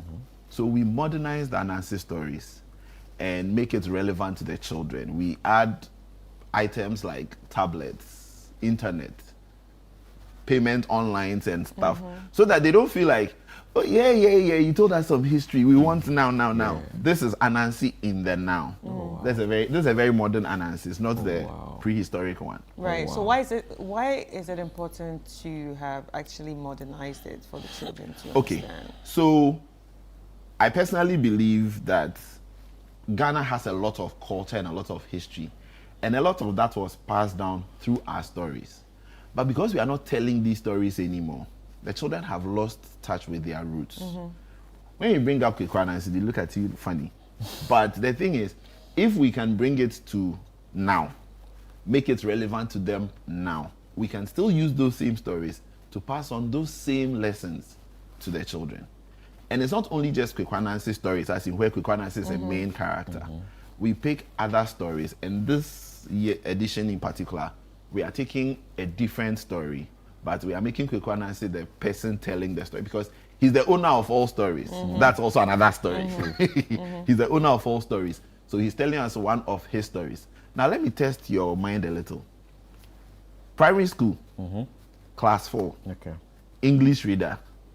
Tell me 2 stories you remember from it. It's been long. Okay, let me help you. Okay, let me give you a clue. Okay. Krikete Soya. What do you remember? Krikete Soya. Krikete Soya. I don't remember anything. What I remember is the Krikete. So I remember Ichanga and Inoma. No, that's a bit more advanced. Yeah. In class 4. In class 4, yeah. The Hawk and the Hen was but one I've of heard the Krikete first. Soya. I think I didn't read it, but I've heard it on By the Fireside. Okay. Good. Yeah, so yeah, it's one of the first stories in that English reader. This year we are bringing that story back. I will be Kweku Anansi. I'll be telling that story to the children and passing on the lessons that are in the story to them, and making sure they grasp the essence of that story. So now this is the theatrical part of this The whole theatrical thing. part of it, live on stage. All right, so tell us, explain, what are we going to see? It feels like it's going to be more of an experience, so it's not just an animation. It's not. So when the children come in, they will have screenings like this, Anansi the Spy. They will play a bunch of animated Anansi stories whilst they settle and everything. And then we will teach. You see, another part of our history and our culture is folk songs. So there's the folk tales and there's the folk songs. But once again, we've lost the folk songs. True. So we take time, we take some period and teach the children the folk songs, general folk songs, and those that apply to the story we are going to tell. And then we tell the story, so that when we are telling the story and it gets to the point where we have to sing, they can sing along. The interesting thing is, you would think we are aiming at the children. By the time we are done, the parents who brought their children have gone home, and 2 weeks later, they are singing the song, not the children. They are singing the song, not the children. Because as soon as the songs hit, they remember something. And we want the children to also remember. So it feels like a deja vu. Exactly. And also in the setup, we will have taken it even more into the future. We'll have a virtual reality, augmented reality setup where they can, how should I explain it? We have a setup. So basically they can immerse themselves. So they can immerse themselves immersed in a scene with the setup that is there, but their image is showing in there. Wow. And there's a setup where you choose a character, you can actually interact with the character. Wow. So where is this happening? When is it happening? So on Saturday. And how do we become part of this particular event? On Saturday at the National Theatre. You know, the National Theatre is undergoing a renovation, but the smaller side, the Folks Place, is like an amphitheatre. Yes, we are staging at the amphitheatre, the Folks Place at National Theatre on Saturday, 28th of March at 4:30. Don't be late. And how much? It's 100 CDs for children and 160 CDs for adults. Wow. Interesting. It's not expensive. It's okay. I just want to come and immerse myself from the experiences he's mentioned. AR or VR, one of them. You have to come. You have to come and experience it. Yeah. Wow. And when we usually when we are talking to parents, they feel like, oh, Kweku Anansi, dear, my children, like, just bring them, because we try to make the children part of the story. Exactly. So we do something like, okay, I'm going to rest a little. If you see somebody come near my pot, scream. when they scream, hey, it's like you've pinched them. They are so immersed in it. The story, so they protect the pot. Yeah. There was one time that we staged Yasantwa, and we said Yasantwa said she was tired. She had a golden stool, so the children should keep the golden stool. She's going to rest. And then the guy playing the governor decided that he's going to take the stool himself. The way they didn't beat him. That was the beating. The children beat him, Papa. The children beat him really well. We did 2 stagings that day, afternoon and evening. The way they beat him in the afternoon, in the evening, he said he wasn't going into wow. That's how much the children get immersed in it. Get involved. Anyway. Well, I think it's a very good one. I think it's a very good one. And you're doing this in collaboration with the National Theatre. Yes, so we are doing it with National Theatre, Ministry of Arts and Culture. We have a bigger project, the Anansi Heritage Project, and that one involves National Film Authority, even Mensia, because we have a few things coming up in the future. The plan actually is to take Time with Anansi out of Accra into the regions so that we can share the stories with children from other parts of the country. That's a good one. Other children outside Accra must also enjoy. Yeah, they must. Thank you so much, Ayoku. And thank you. I hope to see the story. I'll be looking out for you. Oh, don't worry. That day we at the first so just cross the road. Enjoying us. I'll say, Chris, let's take a walk. And then we'll come through. Maybe I'll put you on the spot and I'll call you. Oh my God. Okay. I'll find a character for you and invite you. Then there's no one's your own cave. Please come. Yofi, come. Thank you so much for your time. Yofi Bedu is the director. Yoku. I don't know why I see. Because you're used to Yofi. Yofi is more common. I like to say Yoku. We are very few and very far in between. So what's the meaning of Yoku? Yoku is just Kweku. Yofi is Kofi. Okay. Wait, sorry. What language is Heritage. Heritage Month. So it's actually Yera Kweku. Yoku. So Yofi is Kofi, Yoku is Kweku. Do we have Yosi? Yosi is Kwesi. Kwesi? Yes. Okay. Oh, okay. Heritage Man. Yojo. No, Jojo.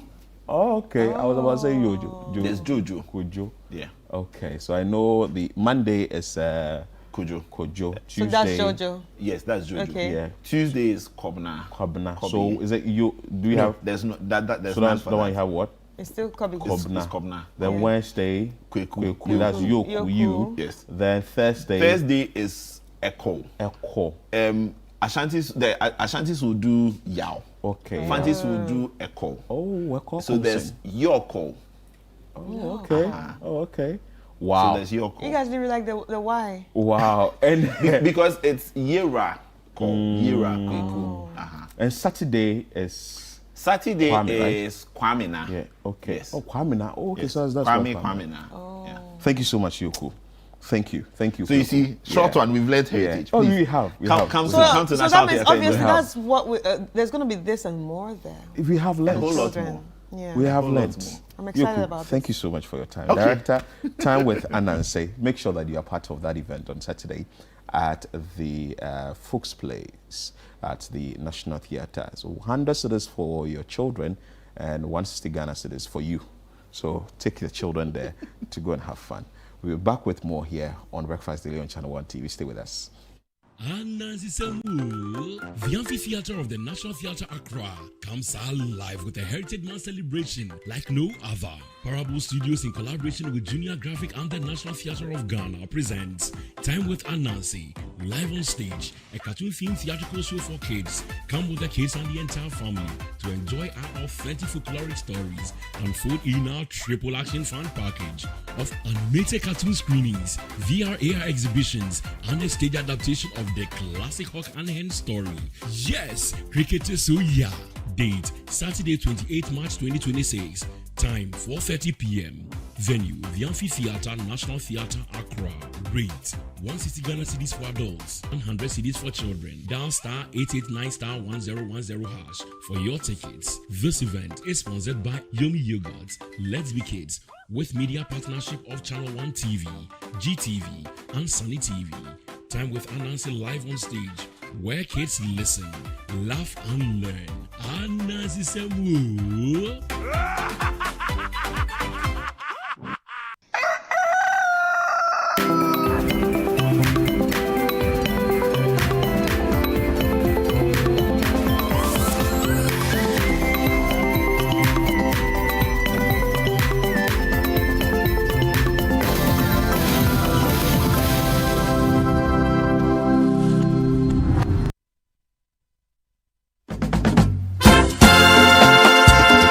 energy and reconnect with your roots this March at the Back to Your Village Food Festival 2026. Join us for a celebration of Ghanaian culture and cuisine from all across the country. Northern, Akan, and Southern villages will all be represented. It's more than just food. It's about culture, family, and memories that last a lifetime. Let's come together this March to discover the flavors that make us who we are. The date is 28th and 29th of March 2026. Venue is the A4 Sutherland Children's Park. The time is 10 a.m. through till 6 p.m. each day. Interested vendors can register by calling 0205-973-973. The Back to Your Village Food Festival 2026 is powered by Channel 1 TV with support from 97.3 City FM and is proudly sponsored by EcoBank, Chino, GD Shito, Munch Biscuits, and Everpat.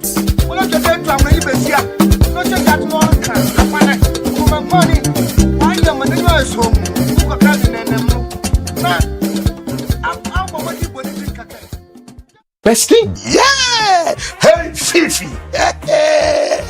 Fifi Blackson, my brother from another mother. You're looking good, man. Oh, come on. You're looking good. Hey! And well fed. You know what? Put this in the guest room for me, okay? And make my bed comfortable. And please, make sure to get UK in my room. Bestie, meet my lovely family. We can do that whilst I'm seated and eating.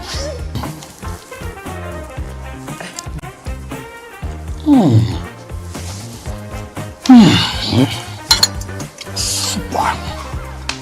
Amazing. It is good and better, more than the food we have here in the UK. Well, thank you very much for the compliment, Uncle Bestie. In fact, I wouldn't mind packaging some for you on your way out. That's so kind of you, huh? Okay. Don't worry, sir. Why don't you rather cook some for me on the day I'll be leaving? The Blankstons premieres on Thursday, April 2nd, 2026 at 7:30 p.m. on Channel 1 TV. The vibe is too much.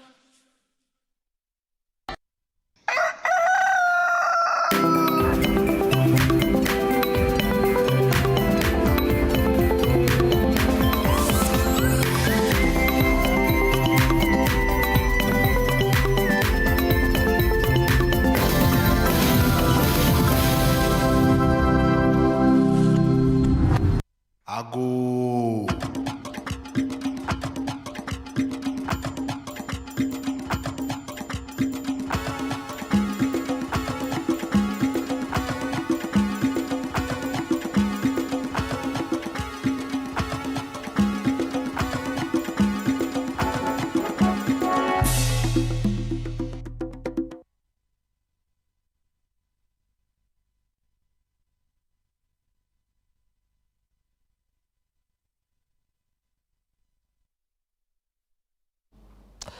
Grateful that he still stayed with us here on Breakfast Daily. That was an interesting one with Yoku that will be having an event at the National Theatre this weekend. But another one that we're going to discuss here on the show, we're going to have an interview or a conversation with the Design and Technology Institute. I'm sure you've been wondering, maybe you've seen them around. DTI.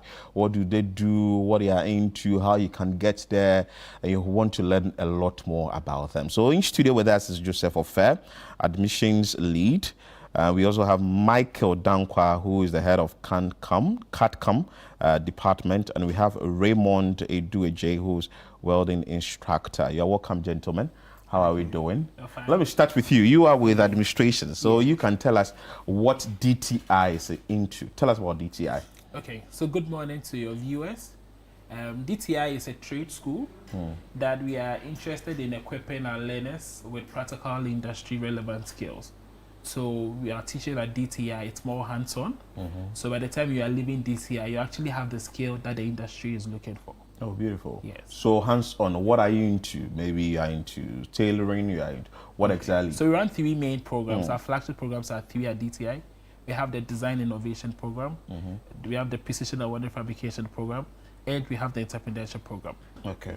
So our program runs for 18 months at DTI. So you do 12 months in-house, then we transition you to industry for your 6 months internship. Wow. Yes. Interesting. So industry, when you are we are taking me to industry, which places do you take me to? So for students coming to do the precision awareness fabrication, you could end up with the mines, the construction firm, the pharmaceuticals, the oil and gas, all those industries. Then design innovation could end up in the IT firms, the tech survey firms. Then entrepreneurship, we're also looking at people starting up their own businesses, coming up with your own business idea and all that. Oh, interesting. I'll come to the fact that what I need to get before I can enter. There are supposed to be qualifications that I need before I can enter. But let's come to you, Michael, head of CADCAM department. CADCAM, what do you do?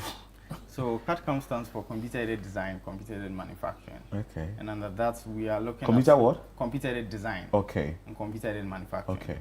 So traditionally, design has been done through a pen, paper approach with a protractor or ruler somewhere. Okay. Now, what we are doing is we are giving our students access to computers. Oh, nice. With industry standard software that allows them to design. So the design is broken down into three main spaces. One is within the construction industry, the other is within the manufacturing industry, and then the other is within the robotics or the electrical engineering space. So that's what essentially we do within the computer design. Oh wow! So you have moved away from the normal things we do to sort of IT, technology, and putting things there. Wow! So averagely, how many months will it take for somebody to learn in your department? Yes. So let me take the construction program for instance. So for the architectural draftsmanship construction program, you have the 12 months, similar to what the other departments also go through. So 12 months in the class, but you don't just spend the time in the classroom. You also go into the construction floor. So we give them access to PPEs, standard PPE that they use on site. They also do role playing in classroom, right? So you are playing the role of a project manager. Okay. You are playing the role of a site manager. You are playing the role of an architectural designer. And then they transition to the construction sites where these roles continue on there. The program takes 70% of the time for the students is purely practical, and then 30% theory. So 12 months in class, 6 months in industry. Wow. So in total 18 months. Wow. So as you are doing in class, you're also going on the grounds to get to the practical. So by the time you are done with the entire process, you are fully cooked. Exactly. Don't say like you are full option. Yeah, exactly. Okay. Full option. Yes. Full option. Exactly. Let's come to you, Raymond. Welding. I know that welding, if you want to learn that, you go to somebody by the roadside and go and learn welding. Why should I come to DTI and learn how to be, let me put it this way, you still call them welders when they are done? Yes, they are welders when they are done. But the issue has been that, as you said, the general idea has been welding has been with people with the roadside doing things. But we forget a lot of things that in the mining sectors, the dump trucks and all the things that they are doing, there's welding in it. You go into the petroleum industry, the pipes that are transporting the fuels, the FPSOs on the seas, all those infrastructure inside the water, they are all metals. So to a very great extent, everything is welding in there. You come into the manufacturing spaces, the boilers that they are cooking, the foods that we are using, and all those things are all metal. So they are also welding. So every part of the sector or the infrastructures in Ghana has an element of welding in it, whether you like yes. And it's not just about those on the roadside. It's a very broad thing where there are worldwide standards that governs it. So coming to DTI, you are not just learning how to do let's say the light metal welding, as you know is done on the roadside, but we're also taking you deep into the heavy metal industry or heavy metal welding that's done in the mines, the oil and gas sectors, the manufacturing sectors and all that. So that's Interesting. I've learned a lot from you. So I want to come to you, Joseph. What do you need as in the qualification before you can qualify and be in DTI? And two, when you are done with the 18 months, what do you get? What certificate do you get? Okay. So to qualify into DTI, we are looking out for people who are motivated and who want to acquire this practical hands-on skills. So you are done with high school, you are done with the university, you are sitting at home, there's no job. DTI is the place for you. Come and grab a skill that is already needed in the industry. So that you get into the industry, there's already a place for you because you possess a skill set they are looking out for. So I don't come with any paper? No, so you apply. So there's the whole admission process. You fill a form, you go through an interview, you take an entrance exams and all that. Oh, so wow. we'll walk you through the whole process. Exactly. Then also with when you are done with the precision and welding fabrication, you get a certificate from the AWS, that's the American Welding Society Science Level 1. Then for design innovation, for CAD/CAM multimedia, you also get from PSN BTech Level 3. Then for entrepreneurship, you also get PSN BTech. So we went the length and breadth to get this. DTI is also only the institution in Africa accredited by the AWS. So we went for these certifications because going into the industries, they need to know that the students come in have a certain standard. So if you have to do 1,500 pieces of this pen, all must be the same. Same length, same breadth, same, everything should be the same. And these standards, you can't compromise on them. Exactly. So we have to get these certifications for our students so that when they are going into the industry, the company have this confidence that once you have the AWS, you are coming on with a certain skill set, a certain standard. I'm not now going to teach you what to do. I'm not now going to be struggling. I already know what you possess and what you are coming with. Exactly. That's why the program is more like a dual TVET system. So you are in class, we are taking you out to the field so that by the time you are done, you have an experience of everything that you're going to face out there in the road work. Wow, interesting. Yes. It's just mind blowing that you'd go through the process and you have something to show for it. Exactly. And you can actually work. And Michael, DTI has been in existence for how many years? 6 years. 6 years. Yeah. You are doing good Fantastic. job. For how long have you been with DTI? For 6 years. 6 years. Yes, So you are the pioneers. Yeah. You started with DTI. Tell us about your students. How some of the things that you know that, hey, I see the student doing A, B, C, D, E, F, G, H, and I'm so proud of it as a tutor. Yeah, very recently, one of my students in the robotics course reached out. It's actually robotics and industrial automation. Currently works with Emigo, which is an industry partner to DTI as well. And maybe myself or Joseph will touch a bit on that. So as part of his industry placement, he was placed there for 6 months. Nice. And he was doing electrical engineering maintenance. And he was sharing a story with me of how he's using the circuit design principles that we used in class to map out the industrial automation plan for the factory floor at Emigo.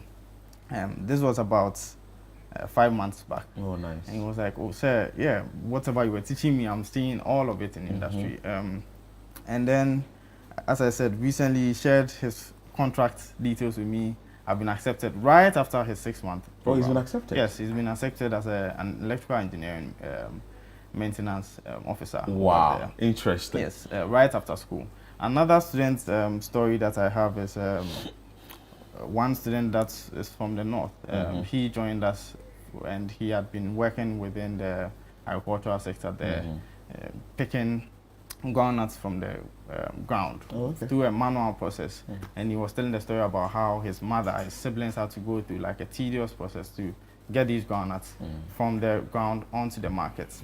And through our design innovation program, he was able to use these computer-aided design tools to come up with an implement, a farm implement, that not just his family can now use, but the entire community.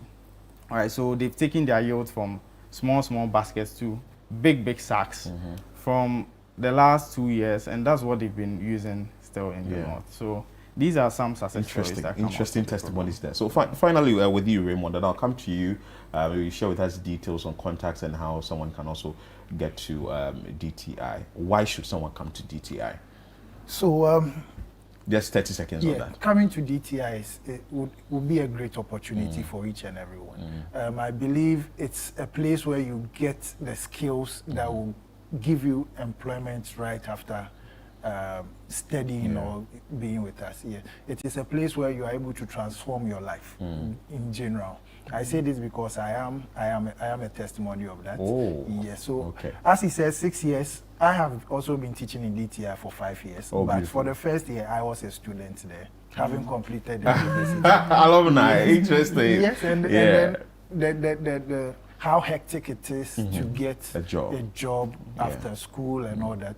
You finish with a training like this, get a hands-on skill, and then it's more like industries are in need of the skill that you possess, and now you have the ability to pick and choose which one you where want to go. Yeah. Nice one. Okay, Joseph, contact DTI where someone can come to, and details of how we can get in touch with you. So before I share the contact quickly, this Saturday, 28th March, we are having an open day at DTI. So it's open up to the public. We are done with high school parents. The team is Decide, Discover, and Experience. So we want you to come to DTI to come and look at what we have. And probably after, we're going to make a decision. So anybody listening to us, you are done with high school, uni, parents, you can visit our campus at East Legon in person. You can reach us on 05333 90937 or visit the website dtiafrica.com. Everything about that is also there. Wow, interesting. Thank you so much, Joseph Ofer, admission is lead, Michael Dankwa, head of CADCAM department at DTI, and also Raymond Edu AJ, welding instructor at DTI. Thank you so much for your time. We'll cross over to Parliament now and bring you a feed there. The Energy Ministry is before the Public Accounts Committee. Let's bring you that feed.